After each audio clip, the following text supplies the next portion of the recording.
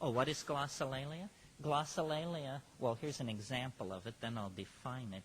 Sie ding quap maktiki pitech kving huade molde ruf nubke henget e fapstitulch kvem bedigen hegengtetechkt. So we might even just like play Chocobo Hot and Cold while we listen later or something. But after we listen to our heart's content and just chit chat, then we're going to jump into some Final Fantasy, and we are going to see how far we can get tonight. I am trying to prepare for a whole marathon to just like go for as long as we want.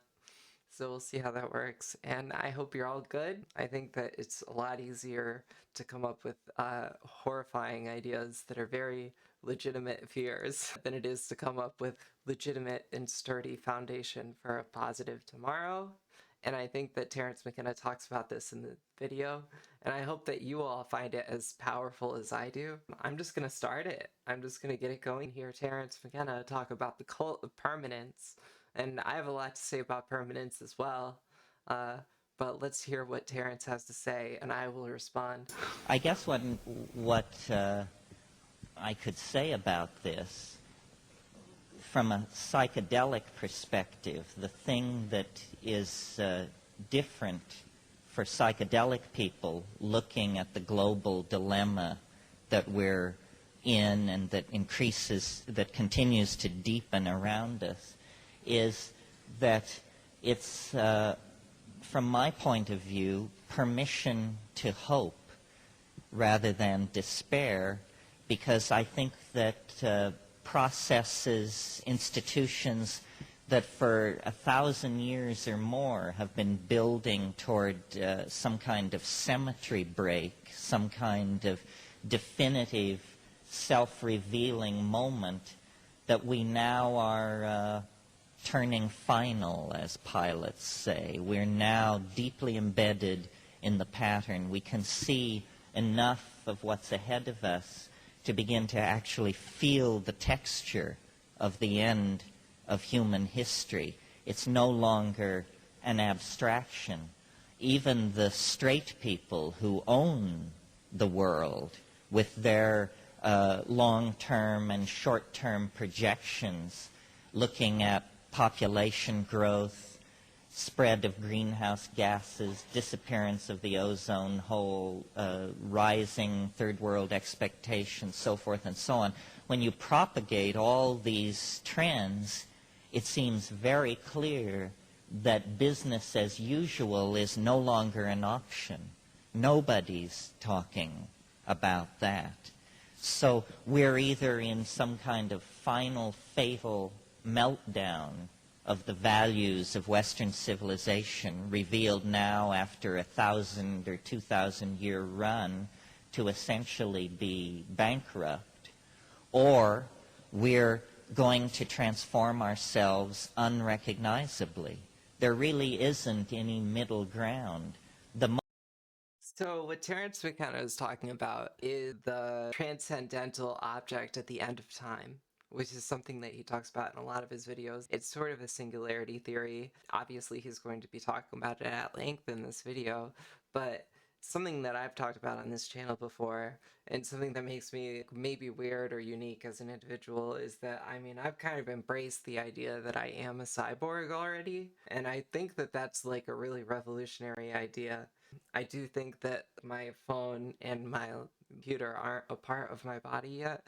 There's so much an innate part of my psyche and the way that I navigate the world that they essentially are an extension of my body. And even what all of you are experiencing and watching this stream right now is actually like just data, and it's being like transmitted over a computer to you as information.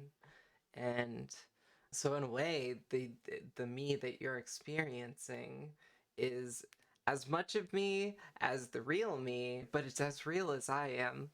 I think that virtual reality is really key to this whole discussion, especially when we start really spending more of our time in virtual environments, which is what we're doing right now. Literally, our consciousness is focused in this virtual environment, and when we lend our ear to Terrance Mckenna, Terrance's voice is basically the only voice in the universe from our perspective, or at least that's how I'm thinking about it, because like I'm just opening up my mind to allow Terrance's thoughts for a moment and to consider them. And I don't agree with everything that Terrance McKenna has to say.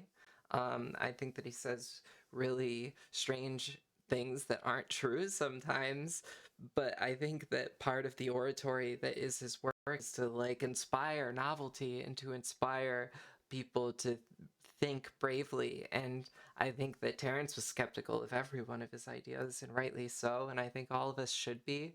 A skeptic is first and foremost skeptical of their own ideas, and I think Terrance is well aware of that, and I think that the things he says here are crucial to sustaining any sort of peace through what is really a transition into like hyper elven like nature loving future where we really do need to transform, like Terrance is talking about. I think that we're going to be existing on a spectrum of like, how much of a robot are you? That's really going to happen because brain computer interfaces exist right now, and uh, they're going to get more and more advanced, and certain people are going to opt to have more and more sort of optional things added to their life to enhance them. And it won't just be like brain computer interfaces, it'll also be other enhancements, whether it's through genetic modification, or whether it be some sort of like augmented reality type situation or robotic like extension of ourselves. But anyways, Terrance talks about all these things and the cult of permanence that forms around it. And uh, I think that the cult of permanence idea is one that is very unfortunate in our society. Buddhism teaches us that permanence is everything has impermanence, and that's why everything has suffering. And Terrance talks about that. So I'll let Terrance talk more, but I also do want to share my own thoughts as we go here and set the context for why it's important on this channel. Part of the reason why I do Blender is because of the virtual reality component of it, and I want to empower people to create virtual reality environments just like what I want to do. And Terrance talks about this idea in here. Most radical and least likely future of all, it seems to me, is a future in which we continue just to stumble forward as we have been since the Industrial Revolution. That's no longer an option. And so then the question becomes a sort of a Gnostic conundrum. Is this the final act? I've talked about Gnosticism on this channel before. I'm actually going to open up my Gnosticism PowerPoint here because I might even add things to this. But Gnosticism is the idea that we can have a personal experience with things that are... Okay, I don't have Gnosticism on here exactly. A Gnostic intermediary is like a faith leader, a pastor, or a priest, or just the head of any congregation. And Gnostic intermediary basically says like, oh, if you want any spiritual like growth or fulfillment, you have to go through me because I'm like divine. And a Gnostic believes that intermediaries are not necessary, that we are people with faith who believe in higher powers. However, we believe that all people have equal access to such said power. And I mean, in my opinion, said powers are so great that, like, we have no control over whether they want to talk to us or not. Like, I mean, I feel like most of them don't care about us, and I feel like we probably couldn't even understand them most of the time anyways. But I've heard it said that God is a collage artist, and I think about that often. Our life experience is only painted in metaphors that we can understand because of like what we teach ourselves. We have to like actually work on our own lexicons of understanding. We need to constantly be learning and improving in order that we can have this relationship with life where we see more meaning in things because things become cross-referenced with one another. That's how novelty happens, which Terrance is arguing is the telos of humanity, and which I agree with. I think we need to have novelty be sort of the core value of whatever future society we have. Okay, let's just keep listening. Some kind of great cosmic tragedy in which intelligence rises out of the slime, is shown to be inadequate and sinks back into the slime? Or is this, a tale of difficulty overcome and heroism won? And are we going to be able to shed the monkey nature and shed the ego and actually move up to some kind of shining ideal? If you think of us as the descendants of the angels, this is a pretty tatty circumstance we've come to rest in. On the other hand, if you think of us as the descendants of shit-hurling apes screeching through the treetops, then it's pretty amazing what has been accomplished here. One of the dilemmas that I feel very strongly, and I'm just sort of talking off the top of my head here, because whenever a crowd is small enough, I sort of feel like I'm in my own living room. We don't have to have the pretense of knowing lecturer and, eager to be educated audience. The real challenge, I think, is trying to decide what is baggage and what is ballast that's going to have to be dumped. Can the future be a celebration of humanness as we have known it, meaning in the animal body with all its, joys and pains, with its frailty and potential for ecstasy? All right, there we go. Or is what we call human nature somehow transcendental? Let me know how that is. And did we only rest for a moment in the monkey body, as once the cutting edge of evolution must have rested in the great reptiles, and at some earlier phase in history rested in the fish, and so on? Is consciousness something uniquely human, and must we keep the animal body with us? Is our destiny to become the gardener caretakers of a revivified earth?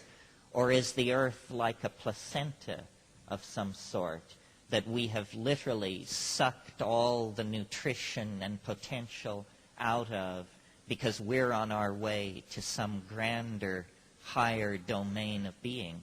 I don't have the answer to these kinds of questions. I feel it very poignantly. It's very poignantly focused in the psychedelic, in the experience of psychedelic plants and psychedelic shamanism, because, as any of you who have followed my ideas on this know, I've spent a lot of time in the Amazon basin with human populations that seem to have struck some kind of dynamic balance with the earth.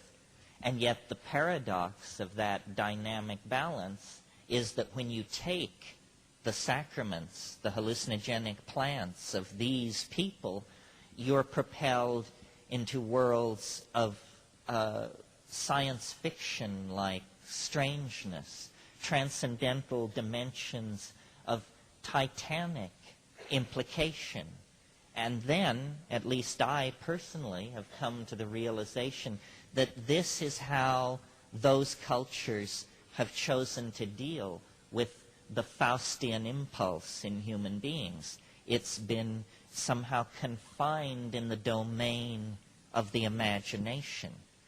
So, the Faustian impulses of humanity have been confined to the imagination. For those of you who aren't super familiar with Faust, Faust was written by Goethe, and it's about someone who basically makes a deal with the devil and ends up deciding to leave in the very end of the book. They decide to just leave society and basically return to nature because getting anything that you want is not what it's cracked up to be. And it's sort of about this like sort of unhinged ability to like do anything. And similarly, these tribes just lived in harmony with the nature that we have sort of lost because we are just sort of tapping the earth for our gains. And it's so weird. I listened to all of what Terrance McKenna has to say, and I just think of the Magic the Gathering series. Terrance McKenna talks about, in this talk, Terrance McKenna talks about how human beings take matter and we ascribe meaning to it through art and through many different things. And that's a lot like Magic the Gathering, where they like literally tap mana to make dreams come true.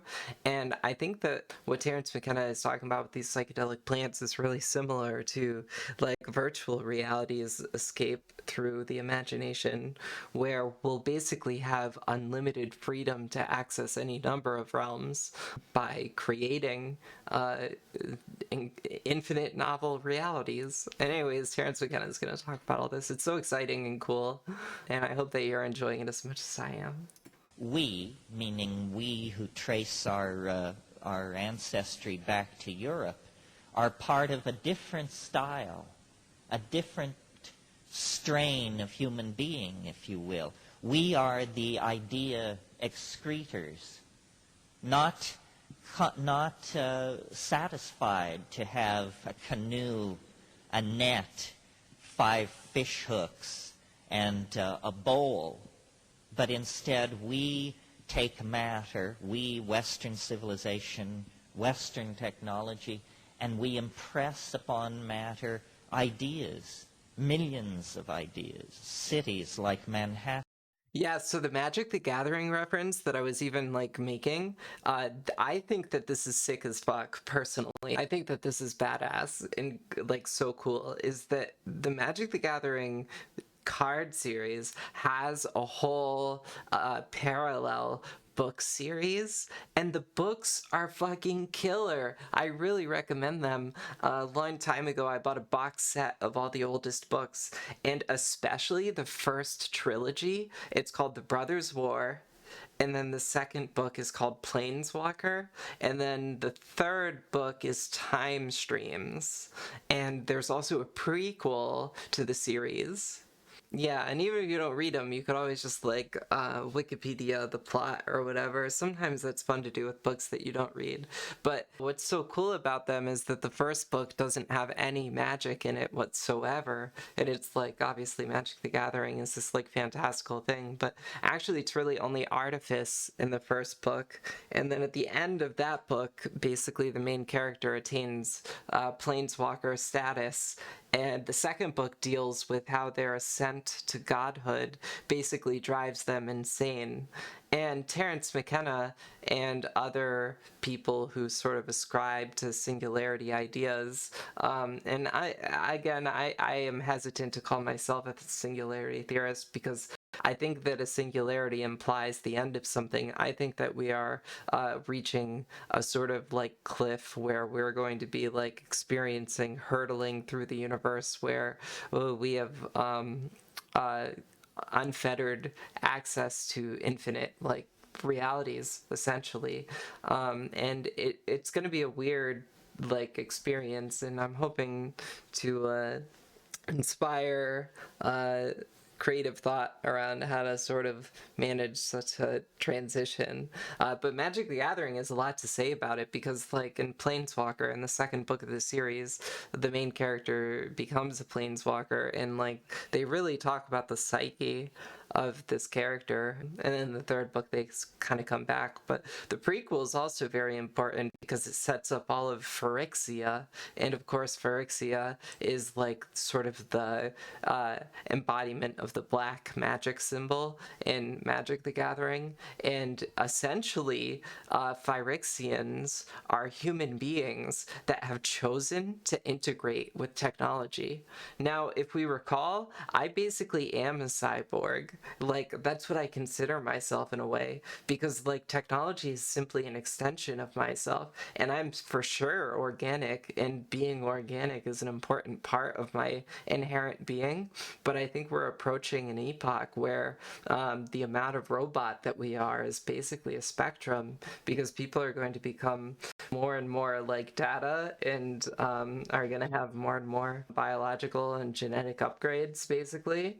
And I think that we need to allow for unfettered freedom for people to decide how organic they want to be. And I think people should choose to not be able to get brain-computer interfaces, but I'm personally excited to upgrade my brain and to have AI just make my life a lot easier.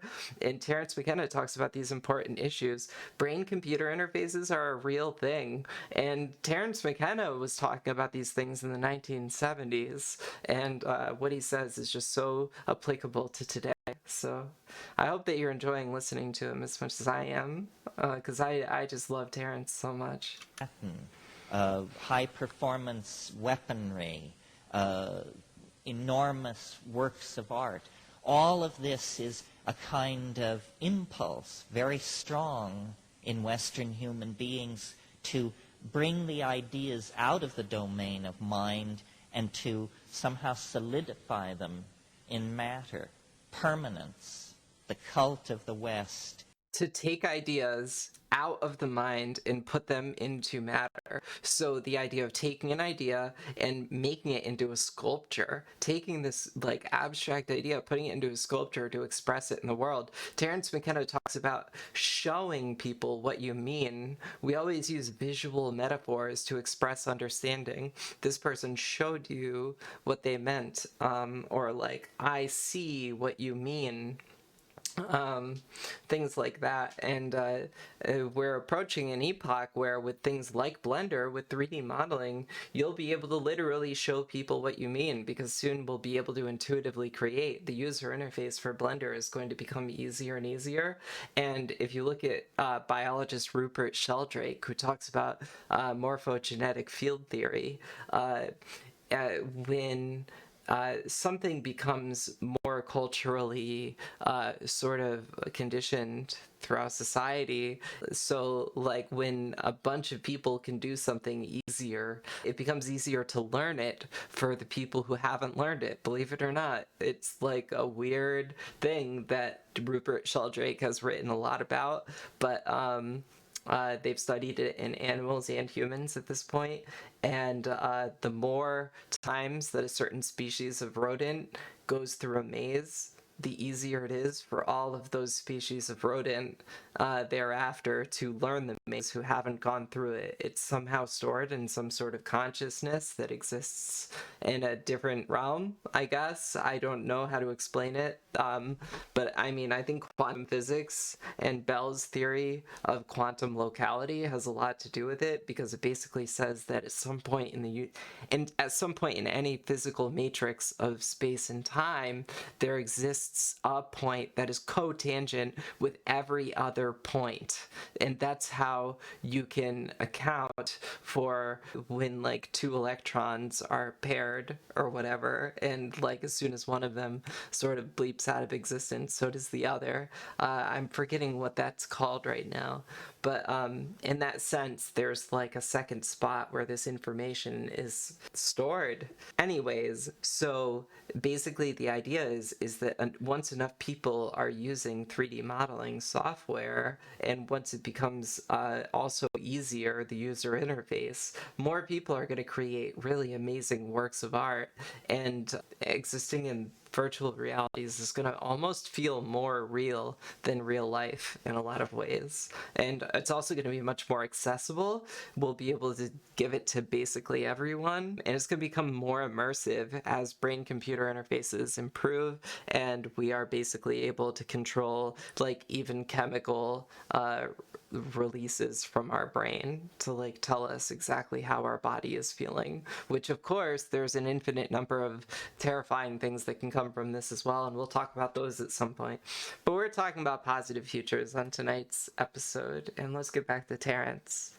Center of a society, you probably have put your finger on its central neurosis as well. I remember when I spent time in India, Central India's neurosis. rife with talk of Shakti. Shakti is energy conceived of in various ways. It can be sexual energy, or it can actually be electricity flowing through wires is called Shakti. And I realized, being in India, that the Indian obsession with Shakti was a consequence of there not being any. That this was a society where energy had become the hardest commodity to encounter. And I think in the West, permanence is our great bugaboo, because we are born into the realization that everything is slipping through our fingers at the very moment that it comes into existence. The hardest psychedelic truth to assimilate, and you don't have to take psychedelics to assimilate this. If you just live, this will be hammered in on you again and again. And it's not, it's a cause for exaltation. It's a cause for despair. It's that nothing lasts. Nothing lasts. Not your fortune, not your misfortune, not your lovers, your enemies, your children, ultimately not even your own life and body. Everything fades. And so the Western response to this is the attempt to create something permanent, civilizations, enduring ideas, enduring institutions. All this is doomed to failure. And I see this Western obsession with the cult of permanence as a consequence of the Western obsession with ego. Ego, to my mind, is the very thing, if you had to somehow meld each problem into the next problem to try and reduce all problems to one, what you would eventually come to is the realization that ego is what is destroying us. Our inability to displace our loyalty away from the unique locus of space and time represented by our own bodies. Community, communalism. These are the things that we fear, that we repress, and that we at the same time struggle to realize. The collapse of communism on one level was the collapse of a repressive, nightmarish, paranoid social system. But the dream which lay behind that was a dream of community, of unity, of sisterhood and brotherhood. And the great concern now is that with the collapse of even a pretense of that position, that we are further fragmented, further atomized into individual competing microbes of greed and need. And this is precisely the attitudes which will push us ever closer to species extinction and to global ruin. Well, when you look at thousands and thousands of psychedelic experiences, to my mind, what you come away with is the notion that, no matter who you are, Amazonian shaman, Hasidic rabbi, nuclear physicist, the psychedelic will dissolve boundaries. It will dissolve your boundaries and force you to realize the commonality of the flesh. It's a startling thing to realize that really what you represent is nothing more than a point of view, and that we each are such a point of view, triangulating perception through what is essentially simply a nexus of our past history. We always are talking about the past and the future, but it's worth noticing that we all managed to get here this morning, this place, this time, and not one of us has the same past as any other of us. This is where I was hooked on the talk. Like any moment, is not a confluence of the past. It is a confluence of many pasts. And these many pasts come into a nexus of connection. And then move on to become many, many futures. And that right there is the core of novelty theory. Everything that we do creates many, many futures. And we need to act in such a way that we create radical change in a very short period of time. I believe that our streaming community is one of the gateways to quick social change. And last night I saw about that trans girl in Tennessee who was taken to foster care, and that happened so fast, and the news was spread around so rapidly. And I don't know, I hope that we can do something for her, like as a community and as a world. And I hope that ideas like this can be spread out and we start to really use the strengths of our communication rather than just focus on the police state aspect of it all. Because there's a lot of shitty things about our interconnectedness, but we can use it in really positive ways. And I think Terrance McKenna touches upon that in this talk, which is why I want to share it. I think it's so important. The reason I'm so interested in the psychedelic potential and willing to speak about it is because I think that the myth of our separateness, which was the glory of our institutional especially for people in poor countries, parliamentary democracy, individual rights, liberation of various classes and so forth, has now turned somewhat sour. There has got to be something more to it than just turning people loose to loot the planet so that everyone can pile up more and more stuff which doesn't satisfy anyway. And I think in talking about the future, what we have to somehow do is dematerialize the future. And there are several ways, or many ways, to do this.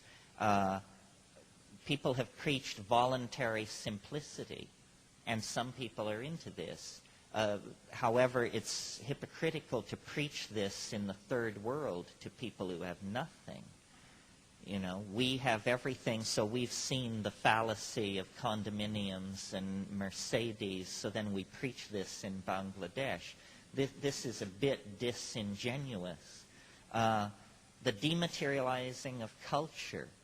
Somehow, you see, what we have to recognize in the wake of the collapse of communism is that capitalism as well is a system with a fatal flaw that is set against human nature. Capitalism assumes an endlessly exploitable frontier of resources. This we have got not. So capitalism is now essentially, unless it can be radically retooled, an anti-human philosophy. It's literally chewing up the ground we're standing on. But there is nothing in the basic notion of capitalism that says that we have to be thing dealers. This is simply the style of capitalism that we have fallen into.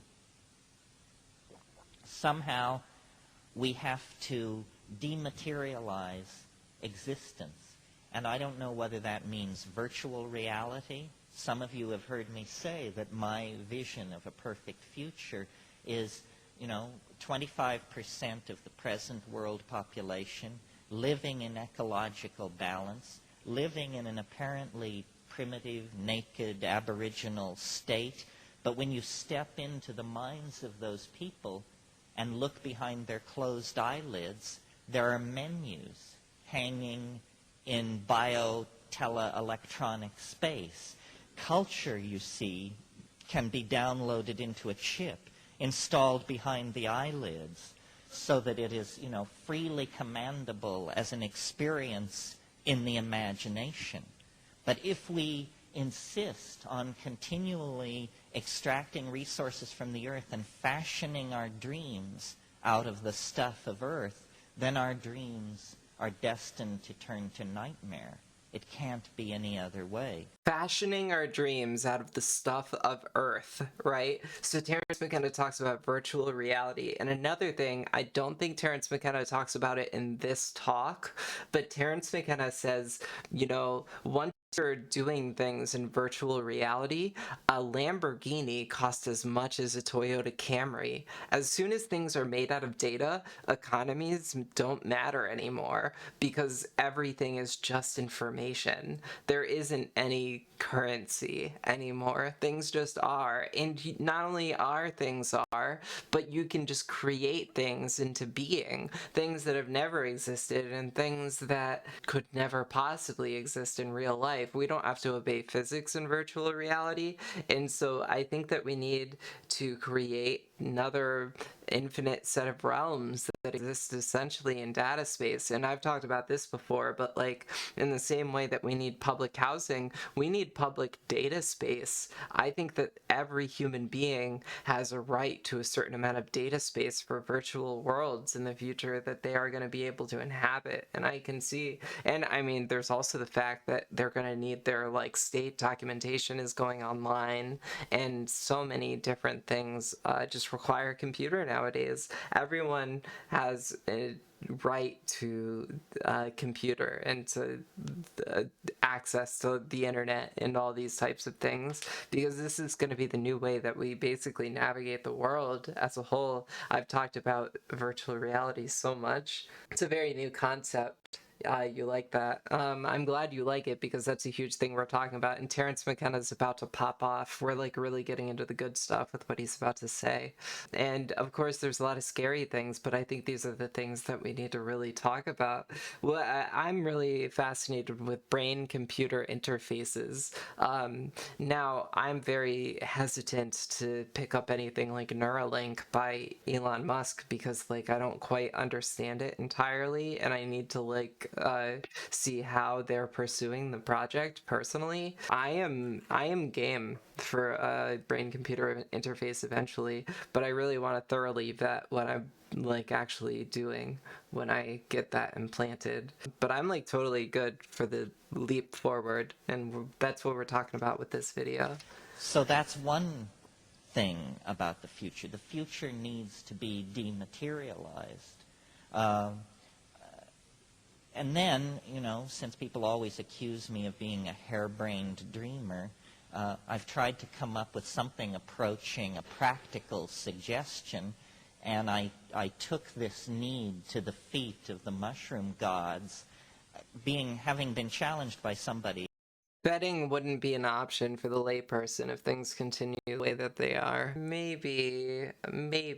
I think that before the general populace is able to actually use these technologies, I think that there's going to be a few designs that sort of come out ahead. And I think that there will be as much choice in your decision as there is between like Apple and Android now. I think there will probably be like 2 or 3 choices in the end, but that like I built my own PC and I've shown it on stream a bunch of times. I'm very proud of my beautiful computer, and I'm completely aware that like I am extremely privileged in that I was able to build it. I did work very hard for it, to be fair. I saved up for like a whole year and bought the parts very separately. I think that's going to be possible with brain-computer interfaces in the distant future, maybe not within our lifetimes, because a lot of this stuff is going to be proprietary, and you also have to literally be able to do brain surgery. So that's yeah, if you'd like to see my computer, let me know because I can show you. I also have a second screen installed inside my tower, which is so sick, and that's how I read chat. I'll just show you really quickly. She's so beautiful. I call my computer Trans Resistor, and this is her. She's really pretty, and I use this screen that I put inside of the tower to read chat, which is just like kind of sick in my opinion. And it's honestly, I feel like a mother. I'd been dreaming about this computer for an extremely long time. I'm so glad that you're all hanging out here. This is, I think, going to be one of my favorite episodes that I've done so far, not only because we're going to get to play some Final Fantasy later, but because we're listening to some Terrance McKenna. Brain computer interfaces are wild. They're going to be something else. Ideally, they will be as much hardware as possible and as little software as possible. simple, just like when you buy a desktop computer, you know? I mean, I kind of think like, I mean, my metaphysical views are very complicated. I have very specific views of the world, and I can definitely go into them. They're not super relevant to what we're talking about right now, but like, I think it's like, we could already be in a simulation, but it doesn't matter. Like, I don't even know what reality is anymore, but I'm game for virtual reality. Let's listen to Terrance more because he has so much to say. We might not listen to the whole talk because we'll probably go into Final Fantasy just for fun at some point, but Terrance is so sick. I really recommend listening to Terrance Mckenna just like anytime you get the opportunity. It's really great. At a talk like this, they said, well, you're always saying these mushrooms speak. Why don't you ask them how to save the world? And I thought this was kind of disingenuous. But the next time I had the telephone to hyperspace in my hot hand, I did make the inquiry. What a good description of shrooms. The suggestion which came back, I think, is at least food for thought. The suggestion was, you want to save the world? You want to overcome male dominance, the momentum of consumerism, so forth and so on. Every woman should bear only one natural child. This is an interesting idea, whether you take it seriously as program or not. If every woman were to commit herself to bearing only one natural child, the population of the earth would fall by 50% in 40 years without war or famine or epidemic disease.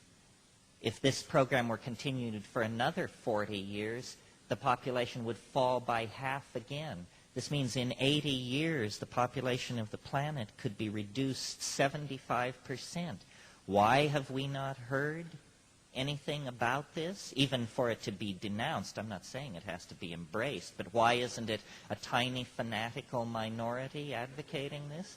I think it's because it's inconceivable in this society to try and practice capitalism in a situation of retreating demographics. It also would be a solution which would place enormous power in the hands of women. Women are often heard to complain about their powerlessness. Yet here's a plan which requires very little input from white guys. I took this idea to demographers and said, what about it? This seems so simple. Most people think there are no solutions. Here's a very simple solution. What about it? And they said, yes, well, it's more startling than you realize, because women in upper-class, high-tech Western society, a woman, say, on the Upper East Side of Manhattan or Malibu or the Seacliff district of San Francisco, a child born to that woman will have 800 to 1,000 times more negative impact on the earth than a child born to a woman in Bangladesh. If you were to go to Bangladesh and meet a woman in the back streets of Dhaka who told you that her ambition in life was to have 900 children, you'd think you were dealing with some kind of sociopath, a kind of typhoid Mary of the demographic scene. And yet every child born into moderately well-off yuppie families in high-tech societies is in that position. We prefer not to think of it this way. I think it's very interesting that one could make a case to women in Western societies. You could say, how would you like vastly increased leisure time? How would you like increased disposable income? And how would you like to take upon yourself a truly heroic social role? This is what's being offered with this suggestion to limit reproduction to one natural child. No more heroic, no more politically correct action can be taken. And interestingly, the women you want to convince of this position are the women you are most likely to be able to convince. Educated, white women with above average incomes. So that's a very practical suggestion, more likely to be implemented than my dream of lunar inoculations with psilocybin for the entire population to dissolve the calcareous ego formations that have sprung up in the bloodstream since the last full moon, which I also think would be a fine idea. You see, boundary dissolution is so funny. is what is needed here. Boundary dissolution of all type. Our separateness is an illusion. There is a kind of human bedrock. That's why I think that the world sweep toward democracy is far more than simply a political trend. Democracy is not exactly a style of government per se or exclusively. Democracy is a biological institution of some sort, because there is no theory, there is no abstraction, there is no ideology. Democracy is a biological institution of some sort. That's the sort of thing where I'm like, that's a stretch for me. Like, I'm trying to understand what democracy as a biological institution means exactly. I guess I kind of understand, but Terrance is definitely someone who, this is more oratory than philosophy in a way, but there's a lot of philosophy inside of it, and I think a lot of beautiful ideas for the future. I mean, democracy is as close as you can get to anarchy and still have any theory of organization at all. You know, I wrote a book which is around and about called The Archaic Revival. And that's why my belief in the Archaic Revival is what brings me out to events like this. I mean, I think the term New Age and some of these other terms are pretty trivializing and basically designed by the mavens of marketing to draw you in. But there is an impulse throughout the 20th century in Freudianism, in abstract expressionism, in Dada, psychotherapy, sexual permissiveness, psychedelic experimentation, jazz, rock and roll. These are all facets of an impulse toward the archaic, toward the primitive, the non-straight, the anti-bow tie, the wish to blow up the staid world created by the fine ladies and gentlemen of the 19th century with their Christer ethics and their long dresses and all of that business. There is an impulse toward the archaic. This is very healthy. This is what happens when a society seeks to revivify itself. When the medieval world... Is Terrance Mckenna defining anarchy as a lack of order? I think that the way that Terrance Mckenna defines anarchy is a lack of government more than a lack of order. But it could be that he's interpreting it that way. I'm not entirely sure. We'd have to listen to more, I think. I think that there is like a sort of spectrum of thought on that in a certain way. I definitely think that anarchy can have a certain amount of social order in it. But I think he might be talking about pure anarchy with a lack of all order. It is possible. World exploded in the face of the Italian city-states and the new classes that were emerging. They reinvented classicism.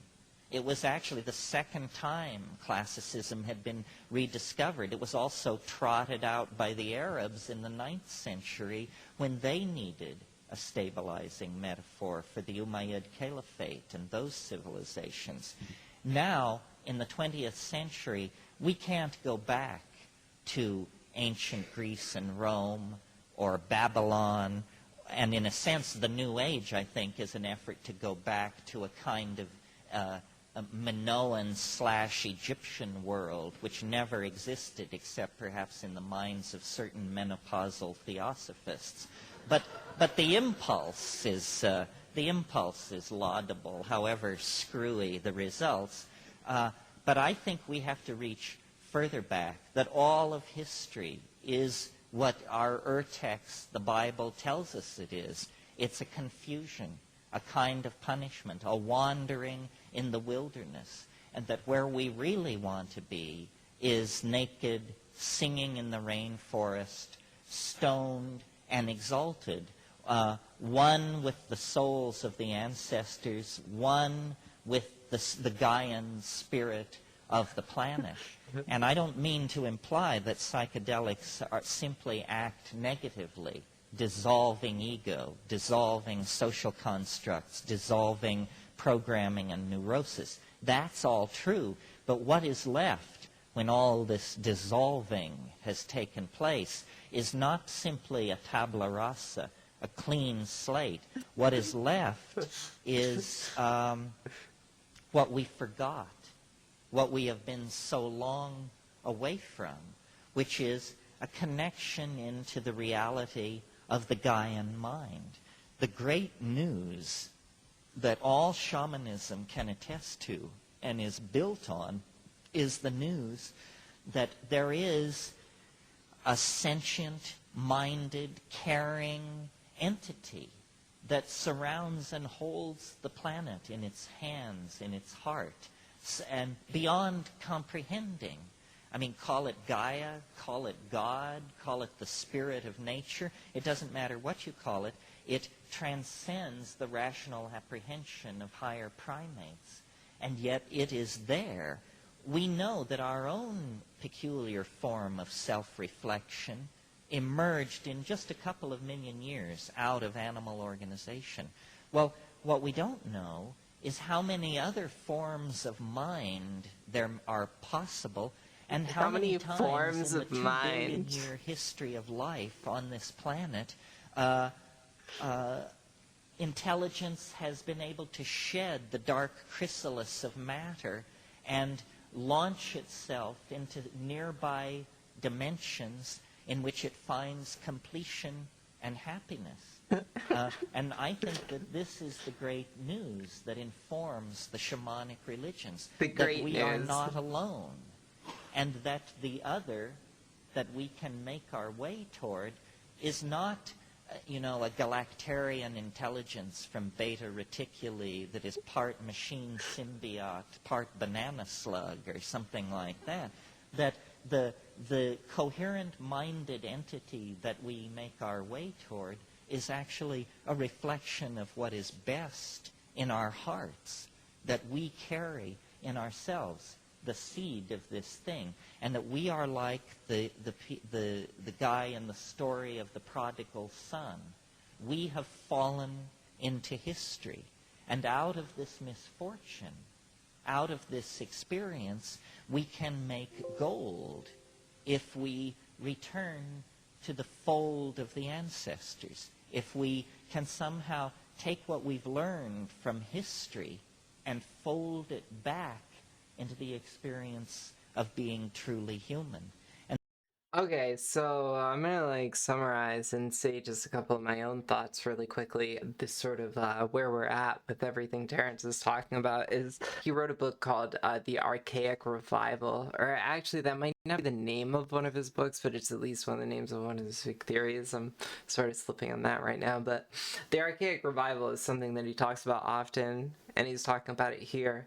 And it's basically this idea that although technology has all of its benefits, that it doesn't provide any sort of basis for an ontological understanding of our own consciousness or being in the universe. And so we are being drawn back to the last successful iterations of a harmonious relationship with our planet.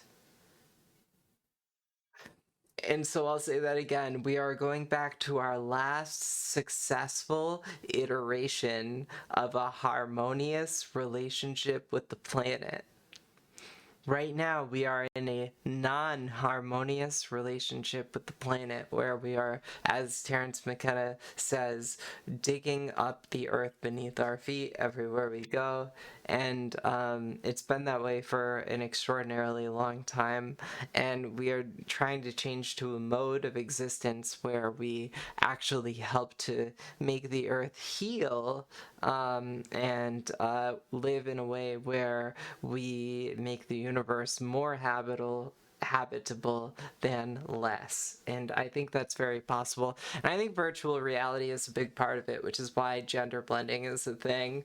And I think also diversity is just so important. And that's why we really value human rights of all people, as we were sort of talking about earlier on the stream. And thank you everyone who's joining us today. I really appreciate all the support I've had from everyone who's been joining and hanging out, and I hope that you're like enjoying the content as much as I am, because I think Terrance McKenna is just a muse.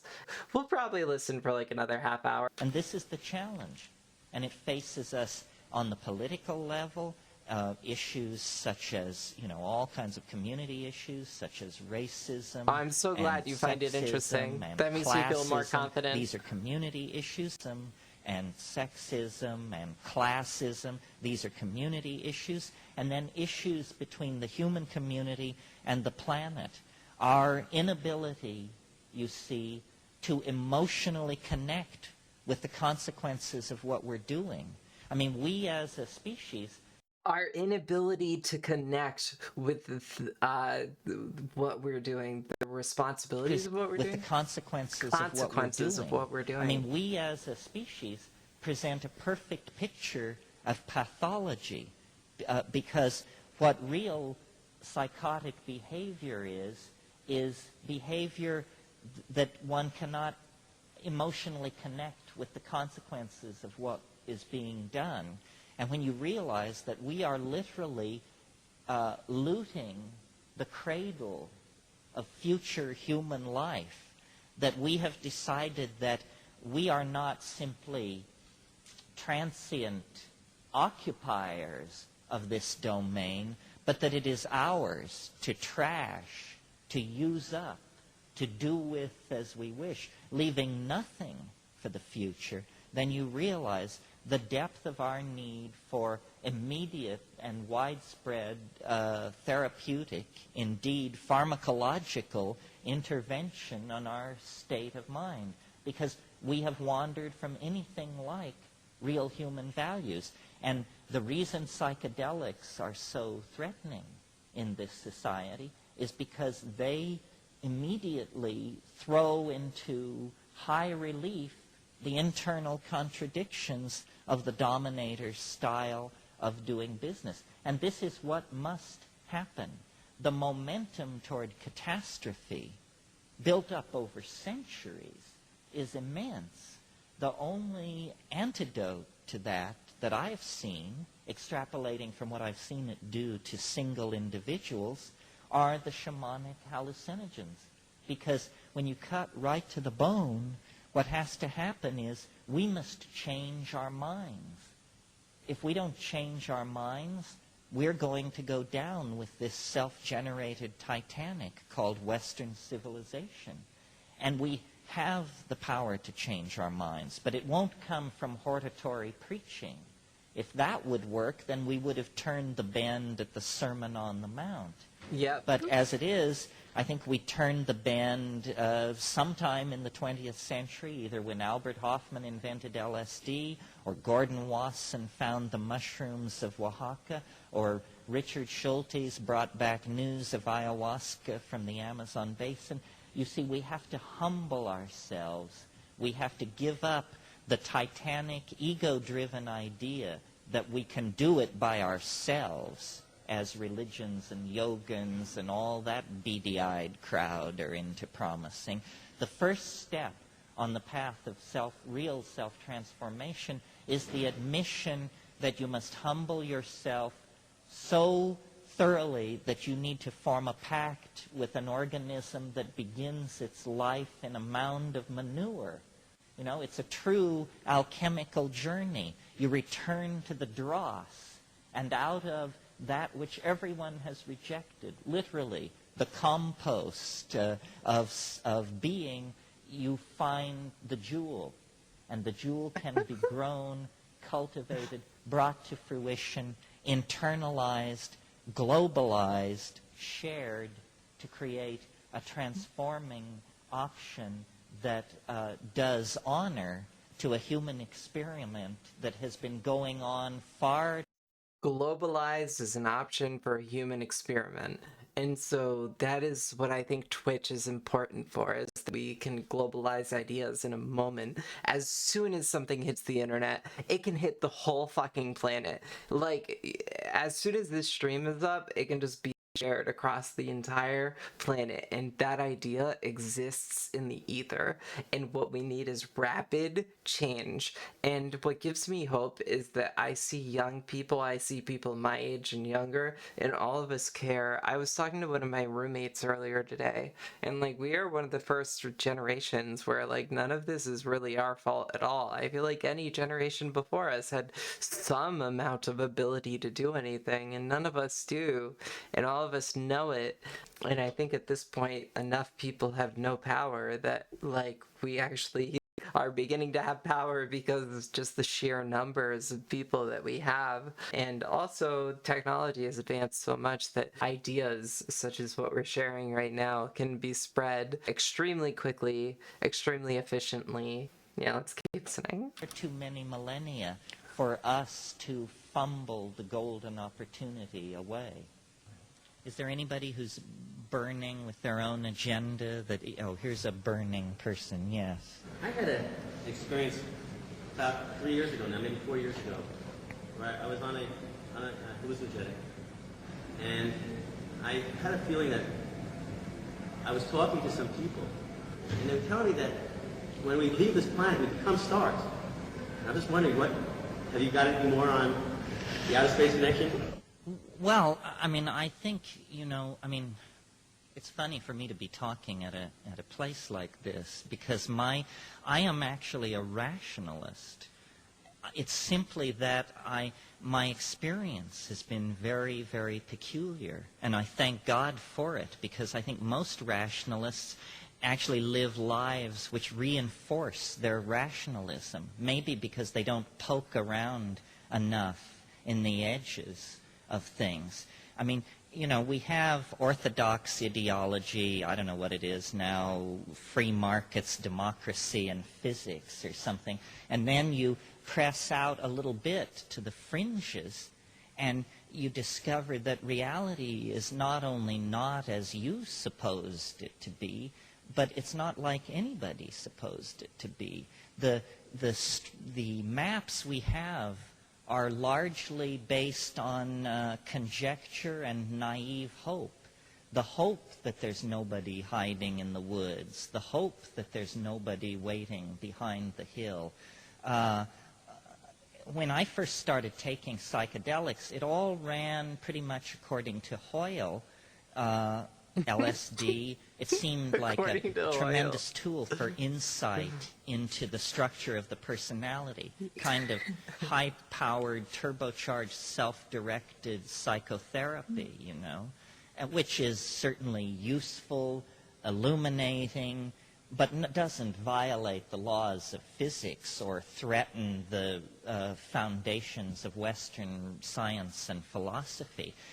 What has interested me and become the focus of my personal life, I guess, are these tryptamine hallucinogens, DMT, psilocybin, and then ayahuasca, which is simply a strategy for making DMT orally active. And, one could accept, Ayahuasca is a strategy for making DMT orally active. Language is so important. DMT is a strategy, or ayahuasca is a strategy for making DMT orally active, because DMT exists in many plants and many substances. DMT exists in many plants and many substances, but ayahuasca is a strategy to make it orally active, because ayahuasca is when the DMT is mixed with the other substance. Terrance is probably going to explain in a second. And it makes it active in a very, very different way than when it's smoked, like when it normally is. I think insights into one's upbringing, insights into the structure of philosophy or mathematics or something like that. But what is hard to accept are, you called them gibberish people. I call them self-transforming elf machines. or Still tykes transforming or out, for sure. fairies. I like And tykes. to my mind, this is confounding. This is no mere extension of the models of the psyche that we inherit from Freud and Jung. It begins to look as though that, the mind is not even in the brain. There's some kind of extended landscape of possibility. And I speak... The mind is not even in the brain. There's some sort of extended possibility. And just thinking about what this means, what does that mean? The mind is not even in the brain. It's pretty wild. And the mind must not be in the brain if brain-computer interfaces are a thing, right? Because eventually you'll just be able to replace the whole brain, but then you won't have a cyborg anymore. You'll just have a robot or an AI at that point. I think we might stop soon to play Final Fantasy, but let's just keep going for a little bit. Let's just keep going.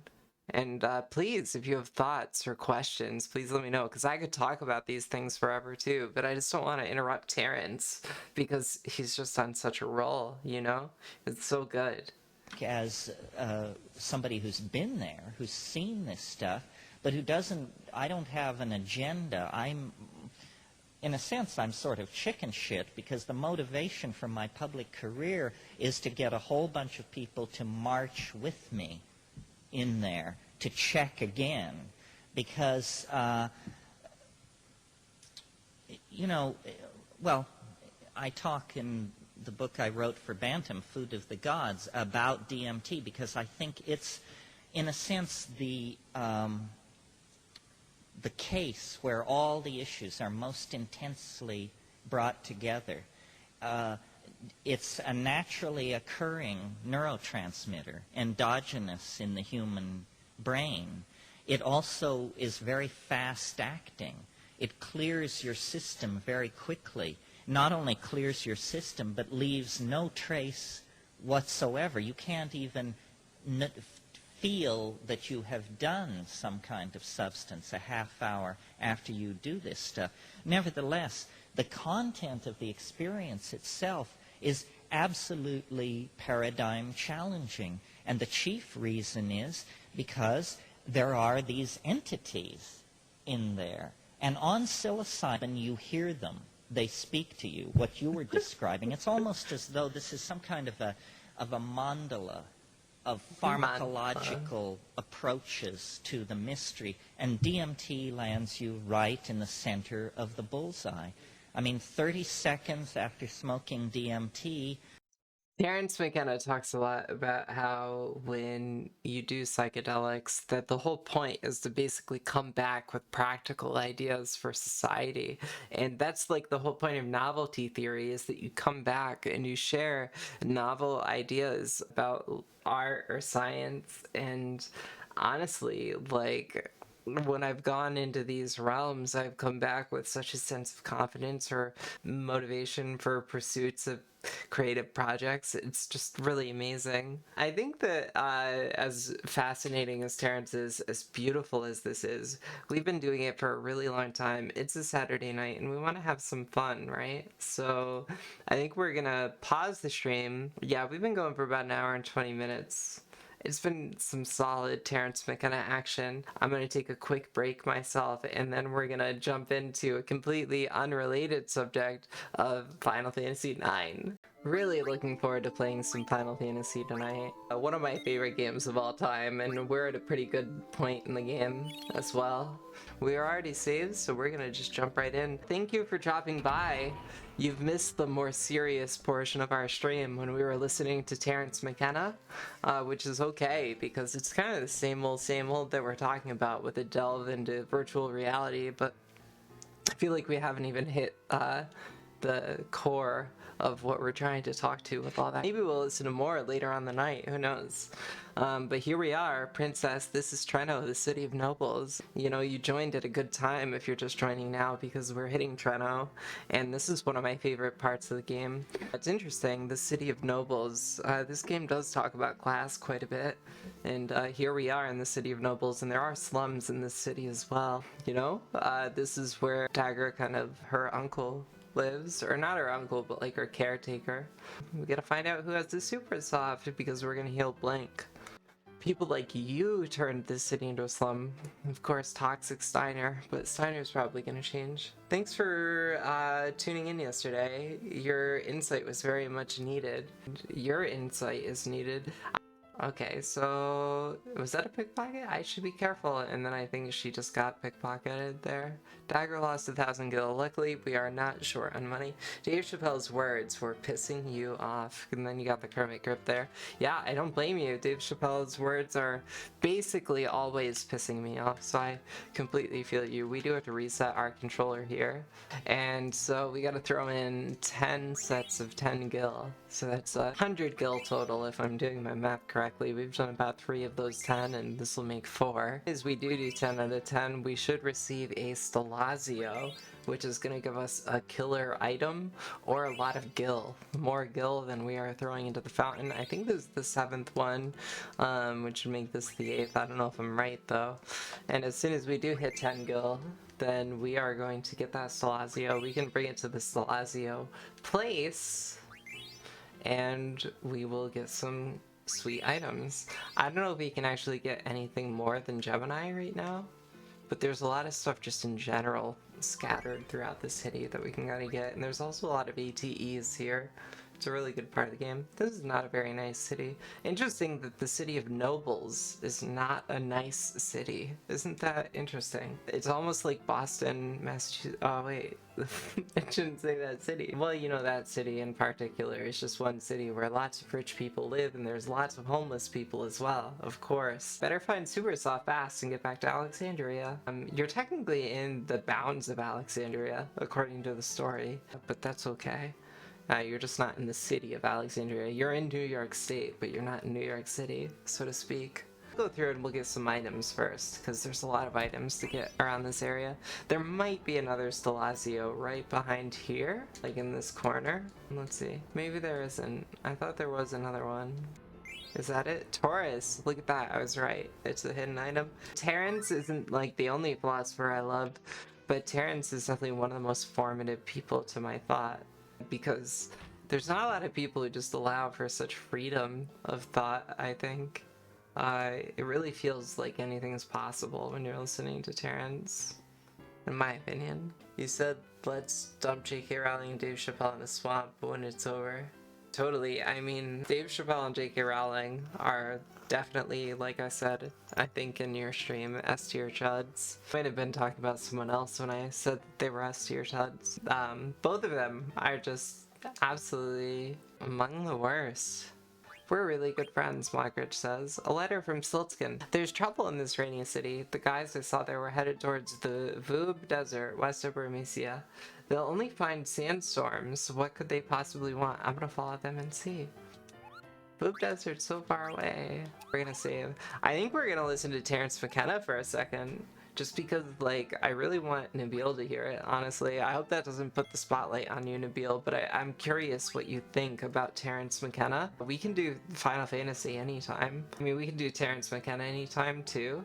I'm just curious what you think, and I'm kind of feeling passionate about it right now as well. But that being said, I'm trying to save. So, I want to switch back to Terrance Mckenna just because I want to show you, Nabil, because it's so sick. This is a really good talk. He's talking about the cult of permanence, which is basically this like Western technological obsession with creating perfection through technology. And Terrance Mckenna is basically trying to find a middle ground. He calls it the archaic revival, where we rely on sort of archaic principles, but with technological evolution to create an equitable future for humanity.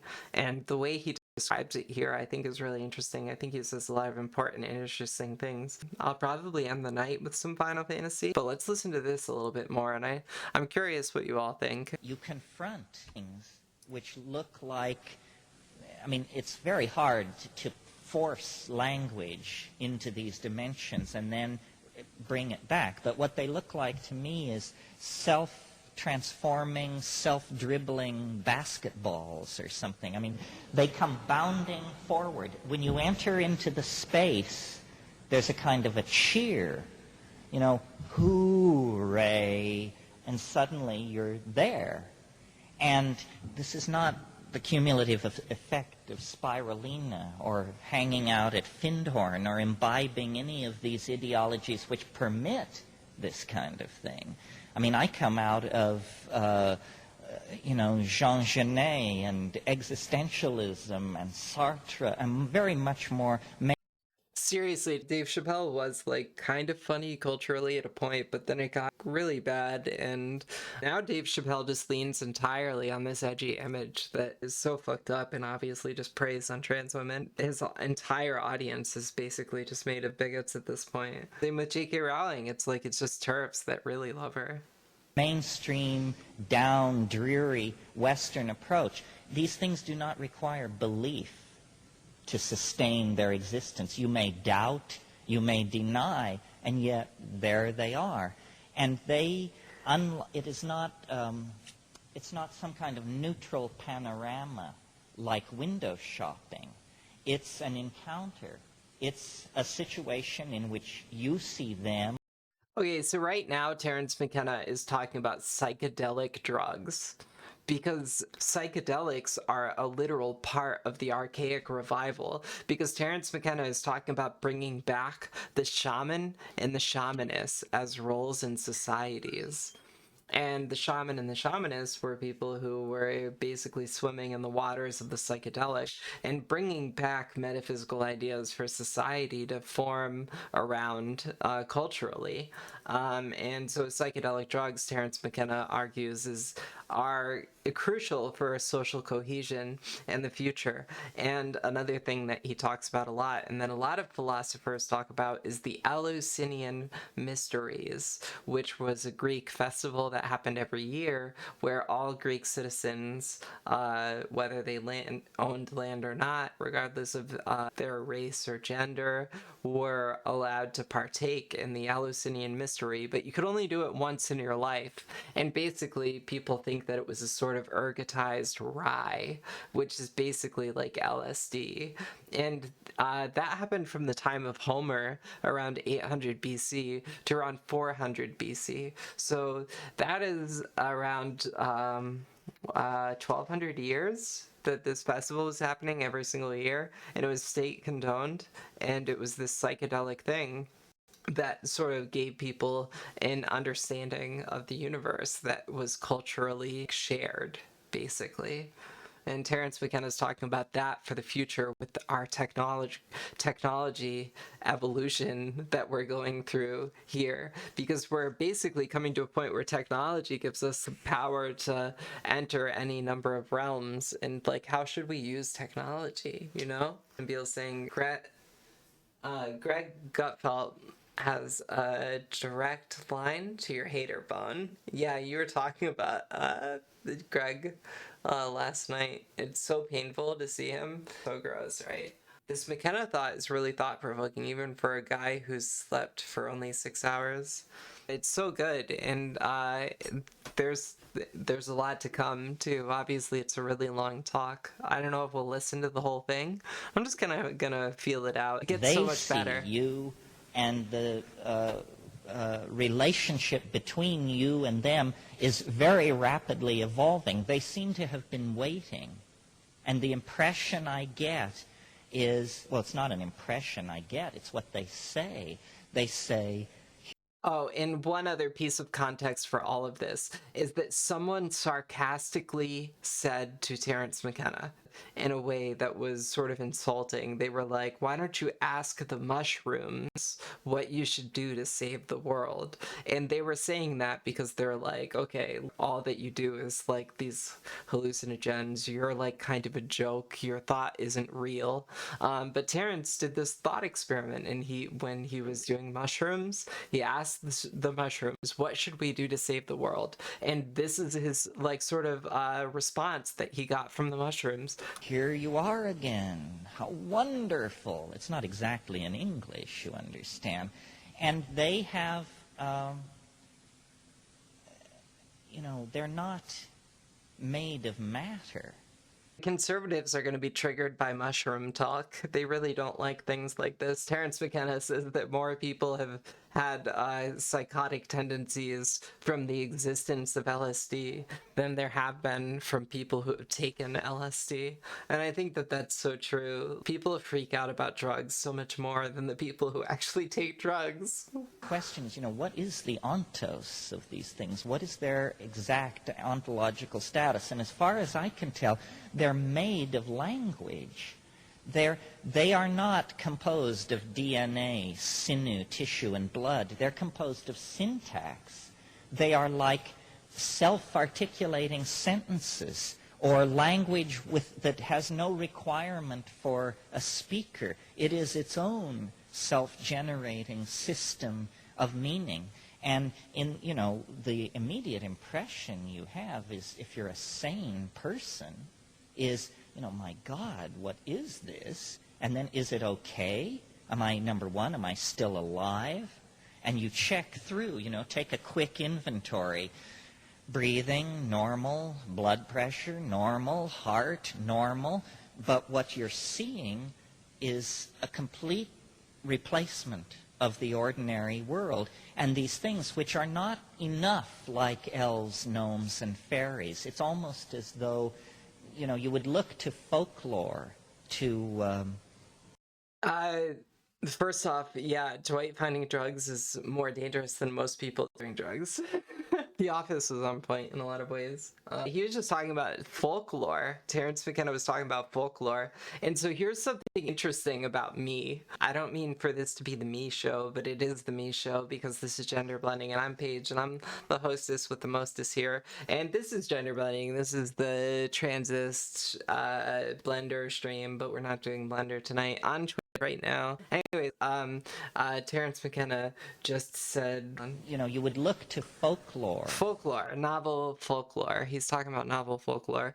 And something interesting about me is that I actually had dialogue with this person who is in modern political dialogue right now. There's a person who you can look up on Google, and I don't know if I really want to share who it is entirely. I'll think about it as I talk here.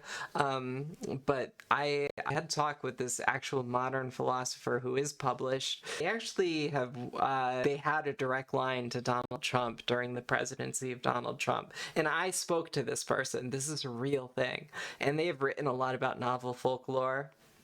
And basically this person is not a conservative, but they were sort of infiltrating alt-right schools in order to try and convert people away from the cult that is alt-rightness, if that makes sense. I know that can be a really hard sell for people, and this is why I'm hesitant to even say who this person was that I was in contact with. This person was fired from their job because of libel, because they were told they were sort of put in a doctored video that had them, it was edited and it made them seem really bad, but they're not that bad. But I had a lot of conversation with this philosopher who talked about novel folklore, and they were sort of agreeing with Terrance McKenna that we need to reach into this sort of old mythos to come up with metaphors for how we handle this sort of ascent into godhood that technological evolution is creating for us. Because soon, what's so interesting is that the Buddha talks about superpowers and how human beings can have superpowers. And I'm not all mystical. I was an atheist for many years. I am very devoted to God now, but it's very different. But something really interesting about Buddhism is that the Buddha talks about how there's lots of powers, and you shouldn't try to have any superpowers. You shouldn't try, because they only lead to bad things, and there's nothing really good that comes from them. But if you're gonna have a superpower, if you're gonna have one, the greatest superpower is mind control. mind control, according to the Buddha, is the greatest superpower. Now, in Western thought, we think about mind control as being the power to control other people's minds, like brain control, and like especially with brain-computer interfaces, that's a terrifying thought, right? Is that someone can control your nervous system and make you like just go to work and work 12 hours because they're controlling your limbs. But that's not what the Buddha is talking about when it comes to mind control. What the Buddha is talking about is control over our own minds, control over our mood, and control over our mental state, and control over the mental realms that we are inhabiting. And what I think Terrance McKenna is talking about, what I think I'm talking about, are virtual realms that we're going to be creating. And these things are going to be created largely through AI, and they're going to be created through our subconscious desires. In the same way that we search YouTube now, we're going to be searching databases of virtual realities that we can inhabit. I'm interested on gender blending and exploring creating virtual realities through Blender, which is a free program that anyone can download, and helping to create like this cultural understanding that anyone can do 3D modeling. But Terrance McKenna is talking about all of this and how we sort of manage this shift in cultural paradigm. Biggest example of mind control right now, in your opinion, is the mental grip some grifters have over incels. Yeah, totally. I mean, that's definite mind control for sure. And the only thing that I was saying about mind control is that the Buddha is talking about mind control in just a very different way than most people think about it on the surface level. Because again, it's not like a third party controlling someone else. It's actually us controlling our own minds, right? There definitely is mind control from like basically the conservative party over incels. That's definitely another form of mind control, definitely. Let's jump back into Terrance just because it's so sick, but we'll jump into Final Fantasy eventually anyway. I hope this is good. To provide evidence for the existence of these things, but the elves, gnomes, and fairies of folklore are a little too predictable, a little too humanoid, a little too Disney-esque for what you're dealing with. These things actually appear to be as alien a form of life as it would be possible for a human being to imagine, and still cognize that it's alien intelligence at all. And they are performing an extraordinary activity in that place, which is they possess a language that can be seen with the eyes. And this is fascinating to me. I really think a language that can be seen with the eyes. And I keep talking about this on the stream, and I keep talking about this over and over and over, is that like we use visual metaphors to explain understanding. Trisha showed us what she meant, or I saw what Kevin meant. I see what you mean. We use visual metaphors to communicate understanding, and we're evolving to this point where we can communicate with actual visual understanding. You know, it's pretty wild. And also, with brain-computer interfaces, we'll be able to control our actual chemical emotional response in our brains, which is a whole nother level. Incel is a cult based around engaging in emotional self-harm. Yes, so true. Incels scare me a lot. And one of my good friends in life who's like really progressive and awesome is like, I can't believe like how much of my life I've had to spend just like denying incel culture, you know? This person is just so aware that like they could have become an incel if they just like gave in to basic cultural conditioning, you know? All right, let's listen to more Terrance McKenna. that there's something to be learned here. This is what they want you to learn. They come forward, they utter statements, which remember you don't hear with your ear, but which you see as condensed sculptural objects, which are like Fabergé eggs or beautifully tooled machines of glass, shell, and crystal, except these things are in motion. They're opening up in front of you, and they're pressing in. There's a kind of frantic intensity to this kind of an encounter. It's like a Bugs Bunny cartoon running backwards at twice normal speed. I mean, stuff is just flying all over. And they're saying, don't abandon yourself to amazement. Don't just go gaga with disbelief. Try and focus on what we're doing. And then if you are able, even moderately, to focus on what they're doing is they're offering you these objects. And they're saying, look at this, look at this. As it is passed before you, as you look into it, you have a very strong and, I believe, genuine impression that this thing that you're being shown, though it's no larger than a Kaiser roll, is somehow absolutely confounding to the principles and assumptions of this world. That, in other words, if I could condense this thing into my hand right now, I wouldn't have to convince you, I wouldn't have to preach to you, I could just show you, say, look at this. And in the visual confrontation with this thing, it's self-evident that this is impossible. Matter, light, they don't behave this way. You've been thinking more and more about incels lately because a repressed memory of yours has been spilling out. You were at the scene of a Toronto incel massacre. Oh yeah, you shared that on your stream. Some guy was angry at women and he ran over 11 people. So whenever you hear anti-trans or misogynistic talking points, you see that scene again, which is why you get so mad. It's really, really terrifying. And you know, when I was on my way home today, before my stream, I went out because I just had a bunch of stuff to get done. And when I was on my way home, I actually straight up saw a group of like 30 fucking people that looked like Proud Boys getting on the train when I was going home. And I was straight up scared, but I didn't know what to do, you know?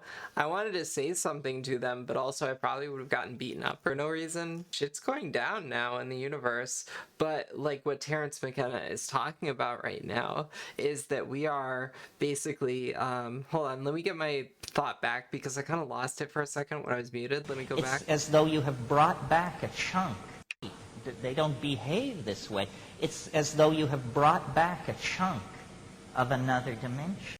Yeah, so he's talking about novelty and how what I was trying to say while I was muted is that this probably sounds a little bit arrogant, but what I'm trying to do is what Terrance is describing, where I'm sort of trying to convey more through audio and visual, because he's saying you see what you mean, right? You're using visual and auditory understandings in order to convey messages that are actually really deeper than what's happening at the surface level, and you have to really be thoughtful about the way that you say and convey images and oral cues in order to convey the actual understanding that underlies everything. And so I'm actually saying like a lot more than I mean when I'm creating this channel, at least when I'm not muted.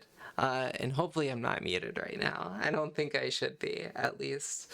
Anyways, so we're listening to Terrance Mckenna. I think I've responded a little bit to chat here. And then what they're saying about these things is, you can do this. Do what we are doing. And then the urgency becomes almost strident. They say, do what we're doing. Do it now. And you say, wow. And then you feel, or I felt at any rate, an upwelling in myself, like a calling forth. Then out of my mouth comes language, or at least syntax, but without meaning. Some kind of glossolalia, where the modality of language is preserved, but the meaning is not. And it's a kind of an ecstasy.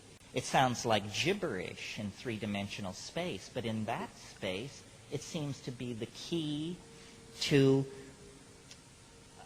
unlocking a world made out of syntax and meaning.